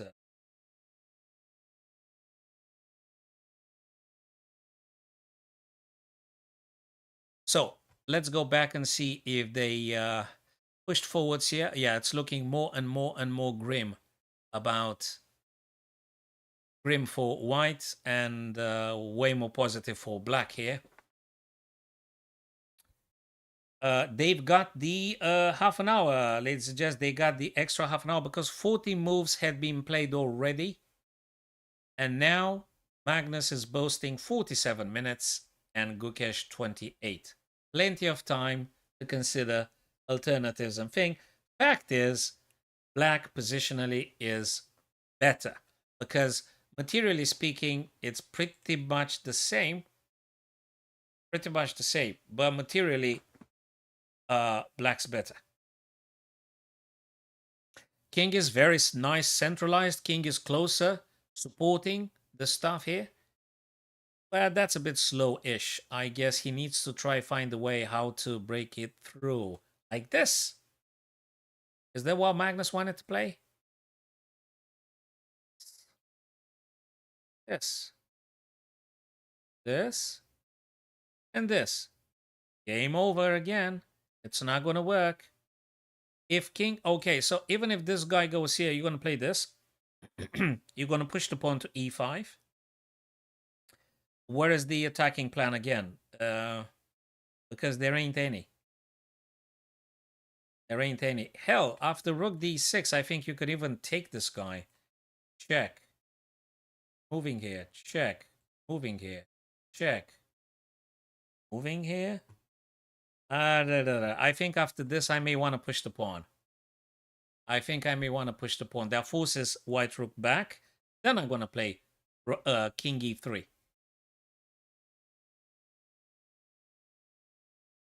Then I'm going to play king e3. So Baron says Caruana's losing now completely. Probably it's losing. No, Ian lost yesterday. Completely overplayed. No, he rushed it very quickly, I remember. Oh boy, he rushed it at some point. He played the funky move. In an opening, he had a bunch of time and he went for the most uncalled for move. It was something so unnecessary. He dropped the pawn. He dropped the pawn in the middle of the board for nothing. He played a bad move. He played a knight to d4, I think. I can't remember exactly. It was a knight move, after which he lost the pawn. And then everything went down. You can't lose a pawn at this level unless you have proper compensation for it. Caruana and Dominguez Perez. What's going on with this guys here? Knight b3, like a grandmaster he is. He's stopped now any pawns advance, and probably the rook wants to come down here. Probably rook wants to go to c3, right? Maybe he took notes, but actually he played the wrong stuff. He just dropped the pawn. Yeah, he dropped the pawn completely unnecessarily. Guys, what do you do after... I mean, what is Dominguez Perez supposed to be doing? Because rook c3 going to be happening. Are you going to play like what? Just curious. You're going to push d4? Going to push d4, c3, knight c5, pawn comes down, rook b6. I don't know. No, knight can't take because the pawn is here. I think sounds like a good plan. This, rook c3, knight c5, b3, rook b6. Does that keep everything under control? Baron, what do you think, Baron? And the rest of you guys, what do you think? OMG step, do you think that's playable? Should we push d4?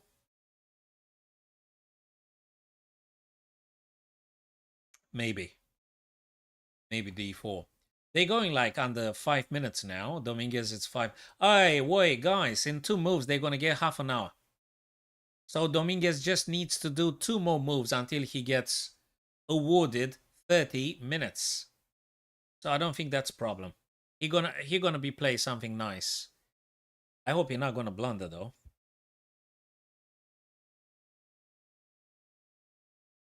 Okay, Dominguez needs to get rid of this pawn on b4. Just get rid of that pawn. That's important for white.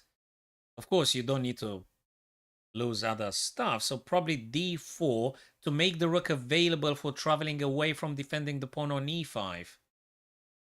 Yes, IMG. Yes. You need to make sure that the knight won't take your pawn. Therefore, d4 probably important. Bringing up the rook to move on the b file targeting this pawn. So d4 probably would be.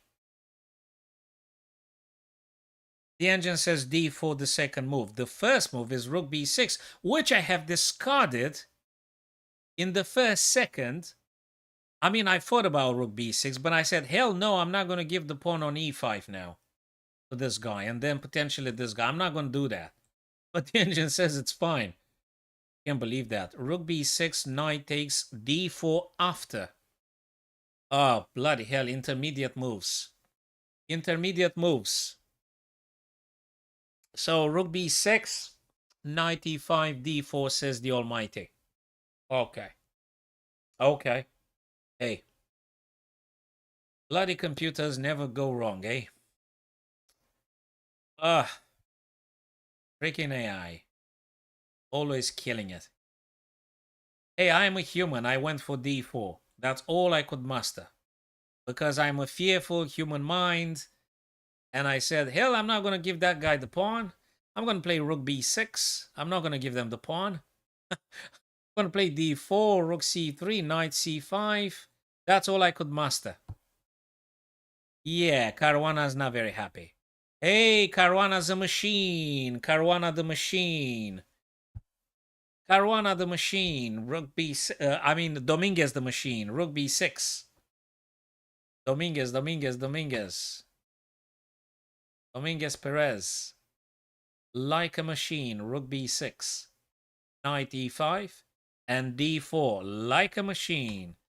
Ladies and gents, like a machine. Yeah. Okay. The game belongs to whites here. Let's go back to see other fellas. Any progress here?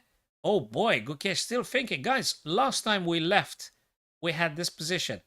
Gukesh didn't do no move. Actually, he only, okay, because the lines were still toggle on. We've got b3 and c2 for Gukesh. All of them are painful. Happened by e5 as I have suggested previously.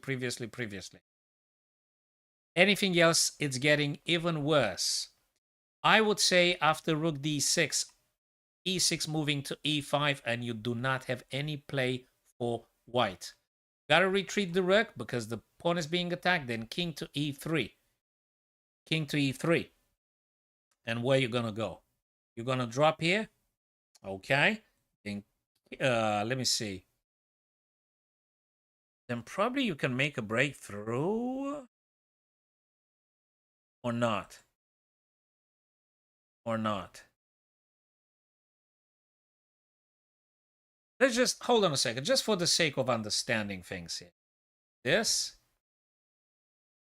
The engine says rook g2, but also says e5, the fourth line of the engine. The first one is, okay, they're still thinking. The engine says rook g2. e5, my proposition was e5 previously, but it's not the most favored by the engine favors rook g. Oh my god, rook g2 with tempo. Oh god, apologies. Oh, this is so embarrassing. It's rook g2 with tempo. This, okay, that's it, game over. Sorry. I've forgotten. It's rook g2 with tempo. We can't even look at it. This is madness. Ah. Oh, it's rook g2 with tempo and check. And this is it. This is game over. Absolute game over. Yeah, there's nothing for Gukesh, I'm afraid. There's just nothing for Gukesh, I'm afraid. He still plays it. Maybe Magnus gonna make a blunder. And this is a, you know, almost one lifetime opportunity. And first you play Magnus, play maybe until the bitter end, but the end is still bitter. No, it's not too much we could do. No, it's not too much we could do. No, no. And Magnus is boasting 47 minutes. People, 47 minutes. And it's grim for white. Yeah, no. So, yeah, Gukesh losing, Magnus probably, definitely 99.99 Magnus is winning. We reserve a very small margin for human surprises, but I don't think so. Hey, what happened with Eric Gaisi? These guys were Alakine and Nimzovich. What the hell did just happen here? Who blundered? What did Prague do?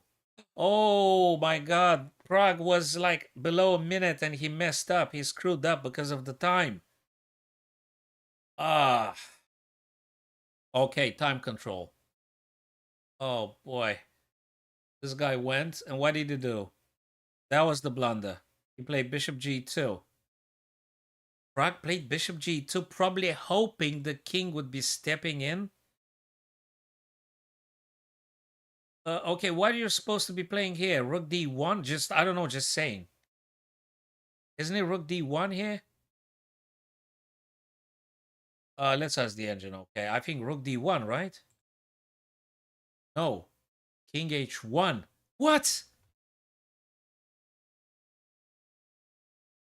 Okay, what human in their right mind here reacts king h1? Guys, I mean, look at this. I mean, just look at this. Personally, I propose rook d1 because I'm in panic mode. I'm going rook d1 because what the heck am I supposed to do here? I mean, this is just panicking. The engine says if you want to be equal, you've got to play king h1. And I guess the idea would be moving away from potential checks in principle. King h1, rook f2, bishop g2, queen b. Oh, whoa, no, it's check here, check here, check this one. This is the check. Rook d1, queen b6. Oh, and then this. Checkmate. Uh, this is a huge subtlety. Poor Prague. Prague played bishop g2 because humanly you want to go like king h2 or something. King h1 because queen b6 and queen f2 and goodbye. This is too much. This is too much. King h1 is exclusively because you want not to get checkmated. So if you don't want to get checkmated, you have to play king h1. It's simple as that. Well, it's not simple, but just saying.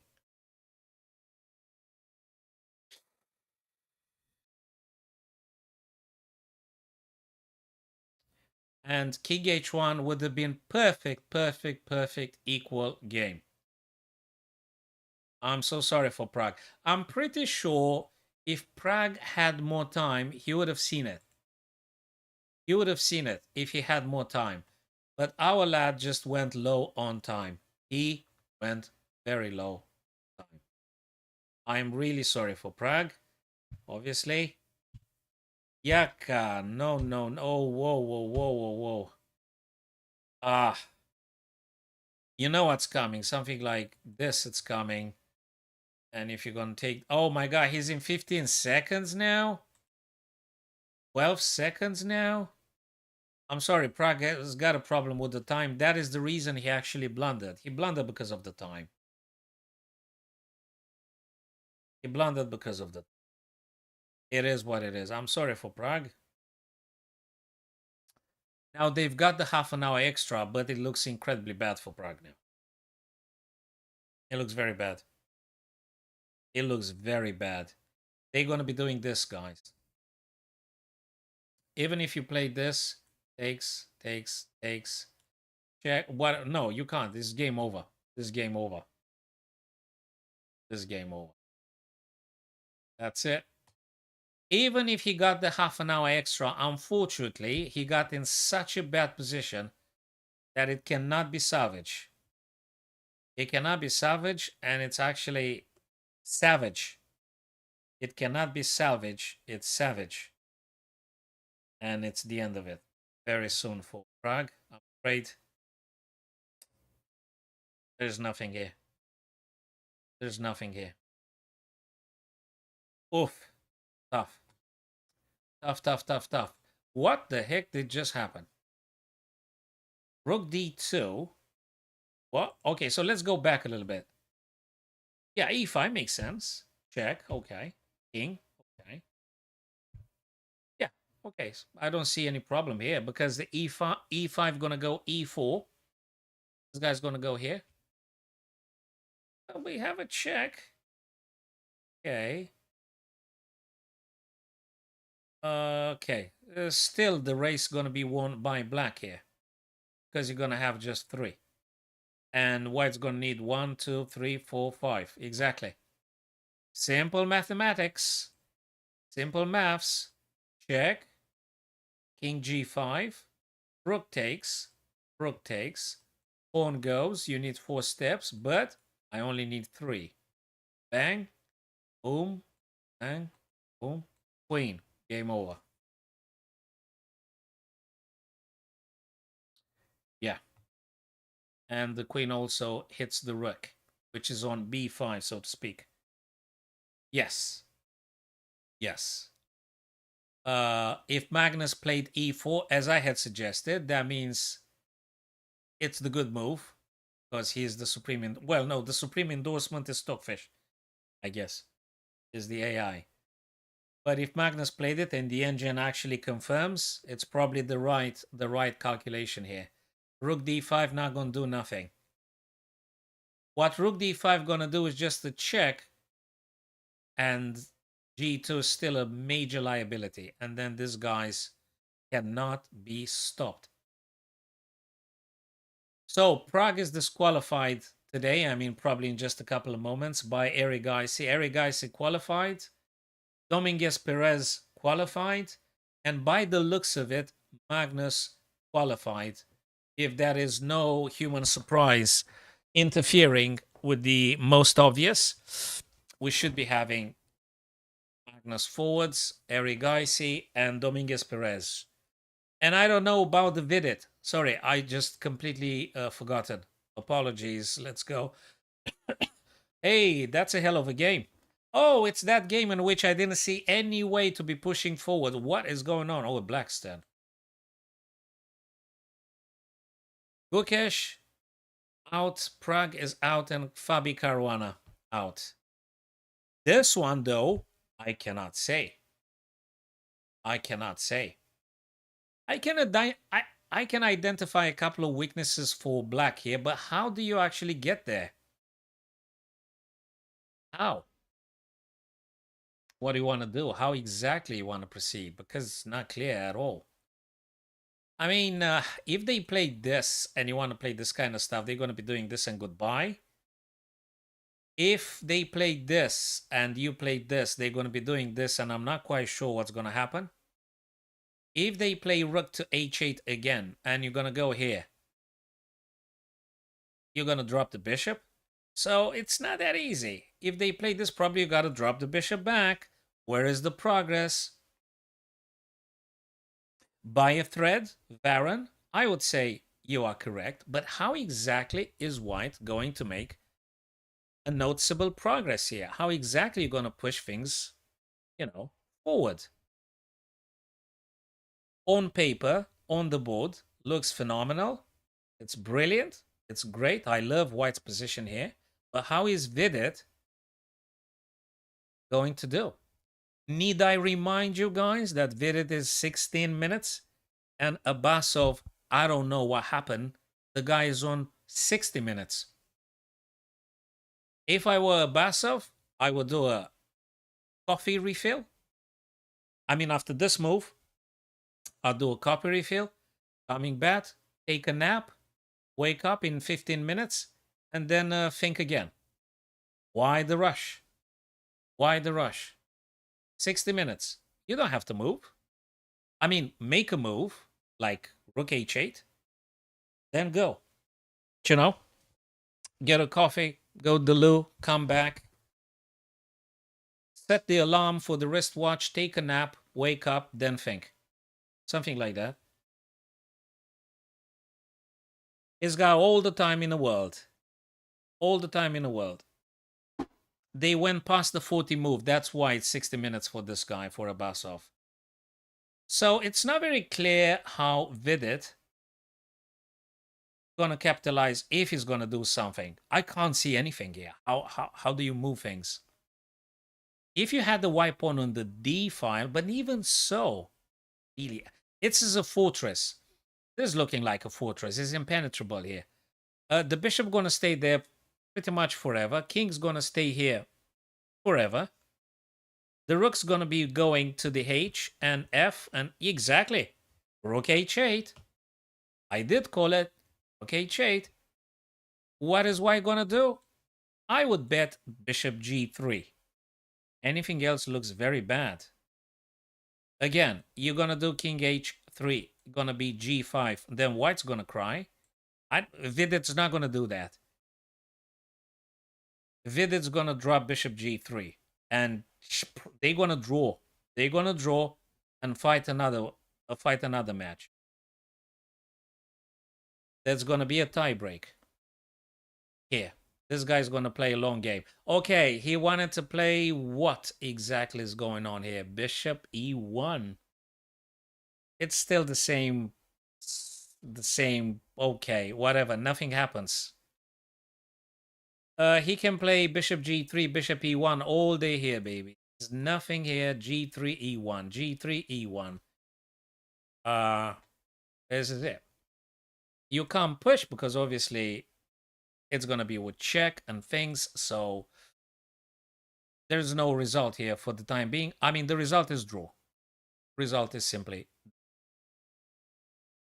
And this guy's, what are they doing? What is that? Even what? Oh, okay. So Gukesh went for the old plan. He went for the old plan. That is, take the pawn and check. But I think it's a bit too late. I'm afraid the race would be won by black. Rook can't move on the e file. This guy's going to go forward. If you go here, you know what's going to happen, right? Rook e3. No way for Gukesh to be stopping it. Forget about the g, because the plan had changed. We got to be ready, ladies and gents, to always change the plan. Yeah, well, I think we're going to be dropping here. King e4. That's it. King e4. And Magnus with 48 minutes can't make any bad stuff here. It's over. Okay. No, wait a second. Let's just king or pushing forwards. Check. Rook takes. No. I mean check, for Christ's sake. This one? No, wait. Check. Can I move? Check me again. No. Therefore, taken on g2. How do we do this, guys? Taken on g2. Rook takes g2. Check. Gonna be moving here. You're gonna play this, but you need a billion tempos. And then I'm gonna be moving. Then this and that. Then you're gonna have to sack the rook, and I'm gonna take it. I'm gonna get a queen here. What would you play if you were Magnus here, guys?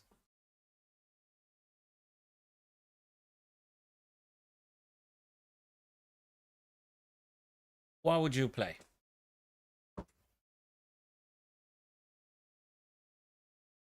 What should Magnus play? What would you personally play here, guys? Would you do king f3? Rook g5, rook e5, rook e5, rook. It feels a little bit awkward. Yeah, rook g2, rook g2, rook g2 makes a ton of sense. I'm also liking king f3. Oh, bloody hell, he went for this. Okay, that's what's gonna happen. That Gukesh gonna check him. And you're gonna play here. And he's gonna check you again. Oh, that's a sweet one. Oh God, that's such a sweet one. Guys, look at this. 1, 2, 3, 4, 5, and bing. Ah, such an elegant maneuver. Such an elegant maneuver. I've seen it in the end, but after he played it. If rook to e8, king d3. I got scared unnecessarily. If rook d8, you're gonna go on e3. If rook back on e8, you're going to play king f2. This is it. This is it. Look. Check. We're gonna go here. Let's just let's just play stuff that hasn't happened. This, the engine says it's absolutely fine. Check again, right? I mean, what else? Check again. I got it right. Check again. This is it. This is it. I've seen the sequence after actually Magnus pushed e2. I got scared. I thought I'm not gonna make any modification, but this is it. You're gonna have to drop the rook now, and yeah, game over.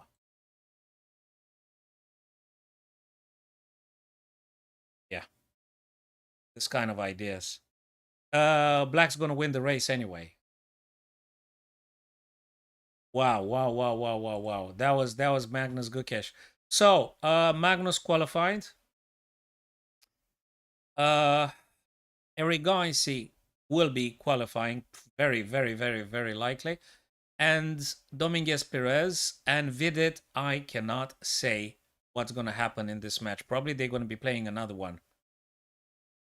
So this one with Vidit Abbasov, they're going to be playing another one.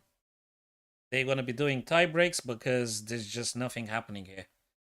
This is the game when nothing happens. Yeah, they need the 2 points difference, don't they? They need the 2 points difference. They do? 2 points difference. If the 2 points difference, that means it's going to be another match.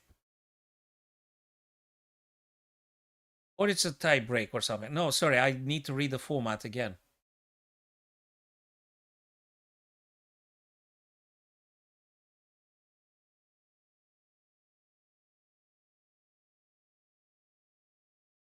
They're going to be having a 2-game match. So it's going to be another match, which is a must win for the guys that lost. Because, or at least to draw. By the looks of it. By the looks of it. Yes, by the looks of it. 2-game match. Yes. Yes, yes, yes, yes, yes, yes. More fabulous chess. Yes.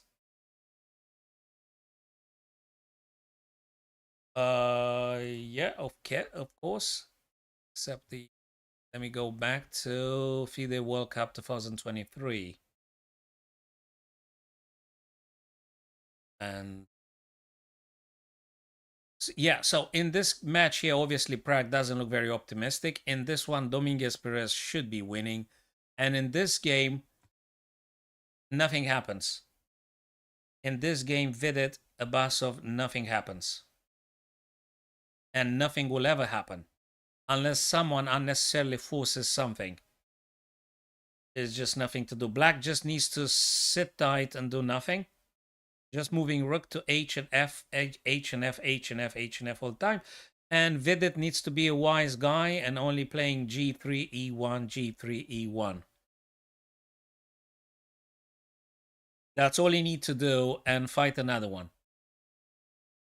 And another one and another one. Because it's nothing to do here. Even if white looks a bit better. But I think the engine now gives you a very blunt 0.00.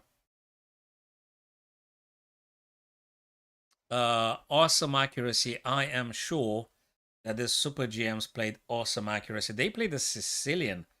What variation is that? Nizmetsinov, Rossolimo. Is that thing with Bishop B5? Rossolimo, Moscow, something. E4, C5, knight F3, knight C6, Bishop B5. Yeah, it's with Bishop B5. This is it. Rossolimo, the canal attack, something like that. Yeah, Bishop B5, knight C6. That's it. Moscow, Rossolimo, something like that. The canal attack.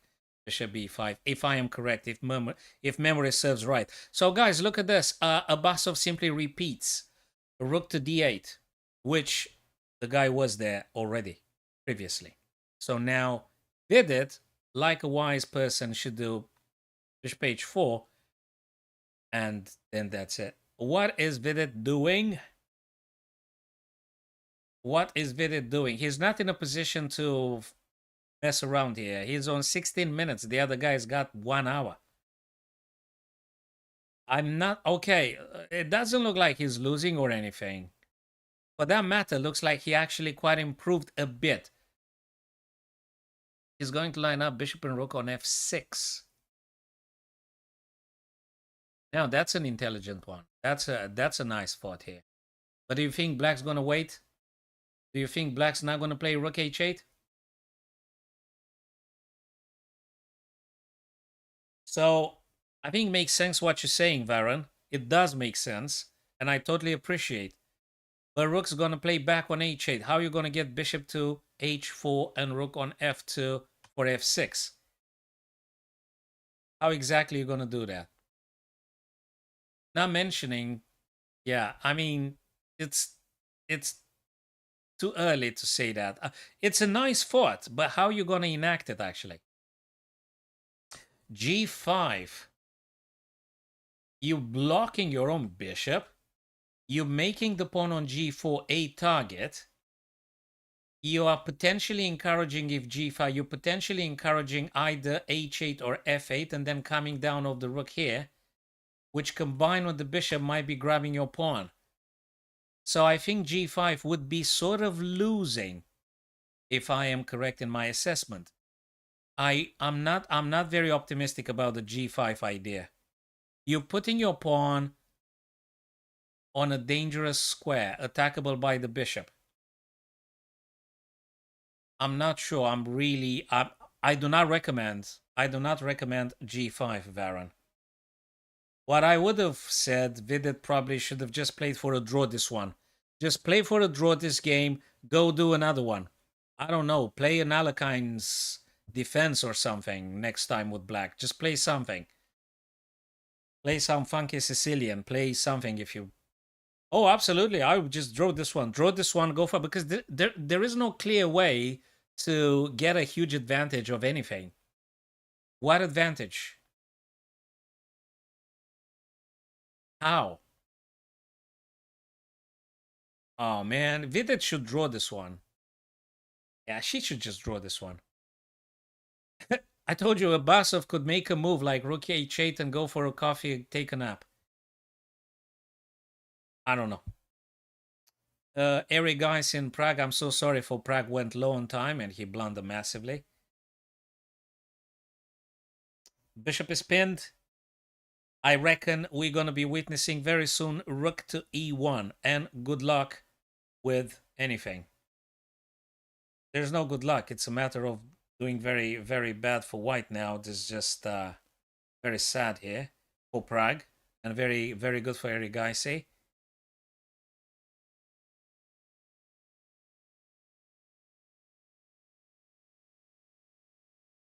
Guys, if rook e1, what you gonna do?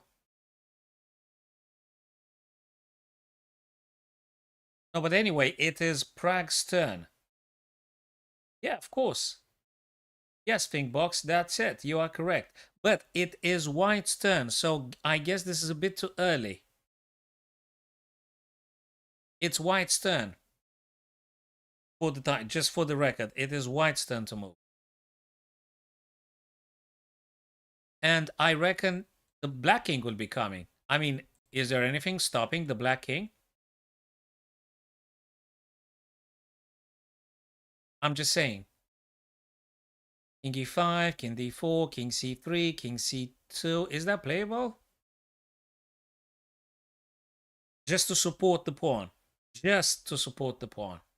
Is this a good idea, guys, or I'm just completely hallucinating again?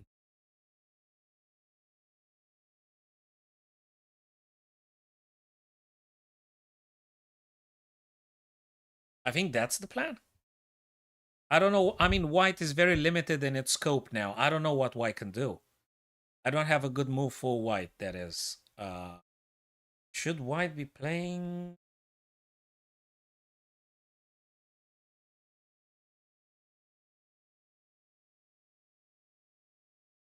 Is rook d1 a choice?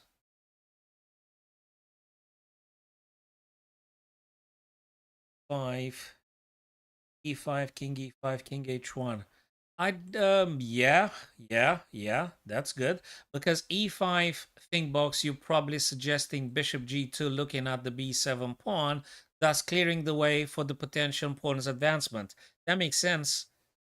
I guess that makes sense.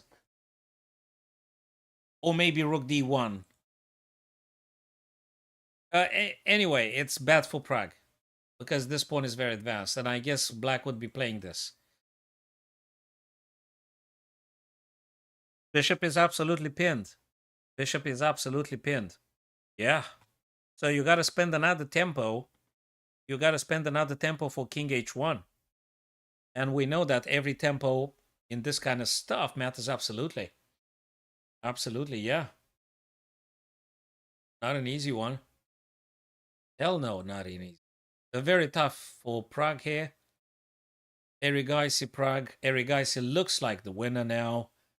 Dominguez Perez. What?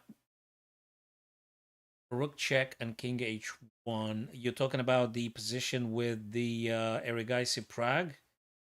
Rook check. What? Rook check. King h1. Rook check, I think, helps black. They'll be moving e5. So the black king is going to come on e5. And then they're going to be moving here. Closer and closer and closer to support the pawn. King h1, yes, but then black moves again. So to my understanding, looks like whatever you do, black's going to be one step up. Yeah, yeah. I mean, you're just giving, yeah. In principle, yeah. Check, check, king h1, b6. Just give an example. So let's just put it this way. e5, king e, king h1 to free up your bishop in order to take, and b6. There you go. Yeah, you got a diagonal. You do have a diagonal. But I reckon the black king will be marching down the board to support d2. So I guess that's the long-term plan here for black. Correct me if I'm wrong, guys, but I guess that might be it. Well, if they do b6, you can never take. That's for sure. Yeah, you can never take because rook to e1. That's true. That's true. That's true. You can never take because if the king is on h1, the other guy will be pushing rook to e1. Exactly right. Right. Yep, you're right. Yep, yep, yep. Yep, yep, yep. What's going on here? Did it 15 minutes. He still messes around, doesn't he? And the other guy, Abbasov, 52 minutes. What did Vidit do here? Was it necessary for Vidit to get into this? He's on 15 minutes. The other guy is 52 minutes. He could have drawn. He could have drawn, but he said, no, no, no, I'm not going to draw. He said he's not going to draw. Well, he might be helping black now to get two nice connected pawns here. Two very nice connected pawns here. What can I say? He should have drawn, man. Okay, I don't want to make any prediction. Vidit should have drawn 2 moves ago. He should have moved bishop h4 and the back on e1. He should have drawn. Now, he needs to spend the remaining time to figure out what the heck to do with all sorts of discovered checks and attacks. He didn't want to draw, right? He didn't want to draw.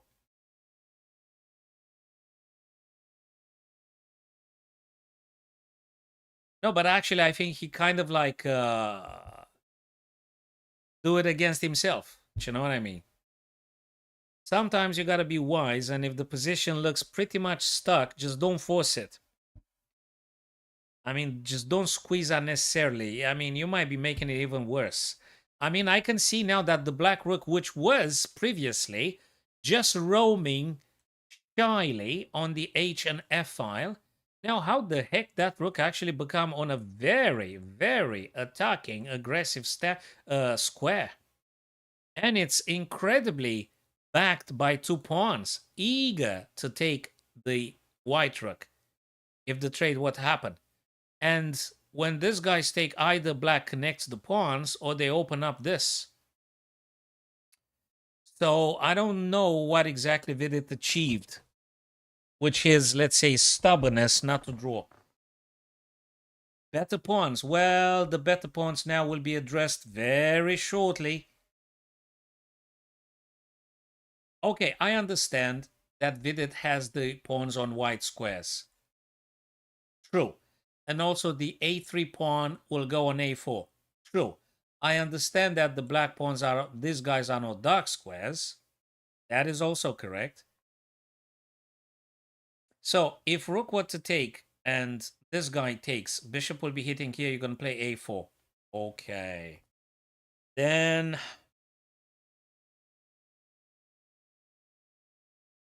it's still holdable, I guess, for black. You got to probably get the bishop back on d6. So you can play c5. I know, yeah, okay, you got the pawns on dark squares. True. But the black king is very close. So they might be protecting stuff. This guy stays white, will be put on whites. No. It's too much time wasted on this kind of stuff. You should have drawn. If you're talking about chess.com, rapid is 21, 25, something like that. Blitz is like 2030. And my bullet goes up and down 1800 every single day. Depends on the number of bullets as I'm playing, which is absolutely mad sometimes. I shouldn't be doing at all bullet. It's mad. I should be doing just rapid and every now and then blitzes. But I can't guarantee I can stay away from bullets. I shouldn't be doing it. I know, but to no avail. The fact that I know, it doesn't matter. I'm going to act on what I know.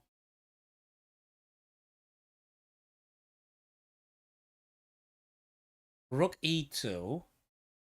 Vidit played rook e2. Okay, he goes on the white squares now.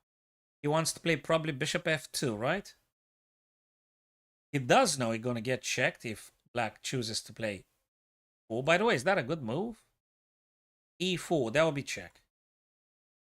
You're going to play something like this. Then they're going to be checking again. Oopsie daisy. Oh, whoa, whoa, what are you going to do? You're going to go back? Check again. I don't know. It just feels completely unnecessarily for Vidit to do this kind of stuff. It just feels unnecessary. Completely unnecessary. He should draw and go for another one. Okay, let's just go away from this one. No, I'm not going to look at that one that much. Fabi and Dominguez Perez. What's going on here? Dominguez Perez with whites. That's a nice passer. It is white's turn. You got to protect the pawn or attack the knight. Well, that's a good question. You attack the knight or you protect the pawn. If you attack the knight, can they attack your rook or tempo? Something happening. That not. I don't know. What's this? I don't know.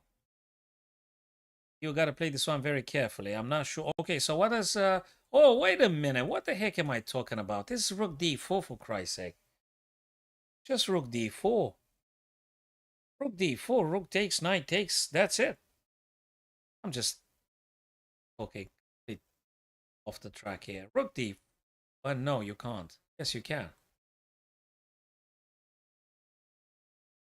Ah, funky. Very, very, very funky. What is white supposed to play?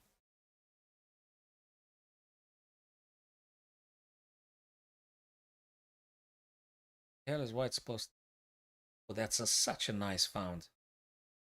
Such a nice found. Knight d4. What a beautiful maneuver. What a beautiful. Absolutely superb. Knight d4. Fantastic. Knight is no longer, so to speak, on the b file. Cuts off the rook from hitting the pawn. Do you need to move the king closer?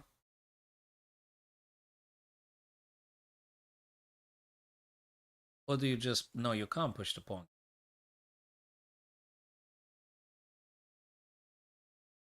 That's not easy. Do you play knight f5?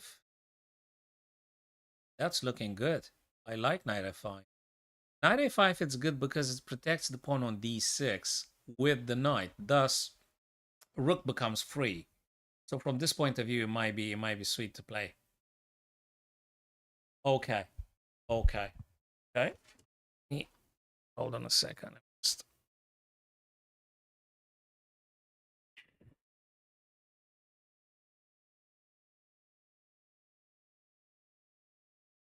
All right, guys. Hi there, JD.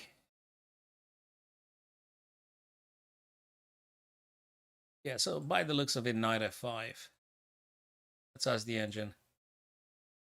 King f1, king f2. So actually, I was right when I said I gotta move the king closer, but I wasn't sure. What's wrong with knight f?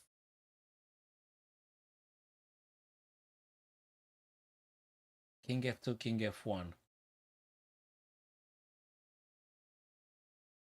So yeah, we do want to get on e2 because then knight has to stay there forever. Otherwise, they lose the rook, or they move, or they need to move the rook. So I was correct. We need to move the king. But then I've seen knight f5, which yeah, okay. We'll see about that. We'll see about that one. Okie dokie, people. Okay. So, guys, I think I'm going to be paused for the time being.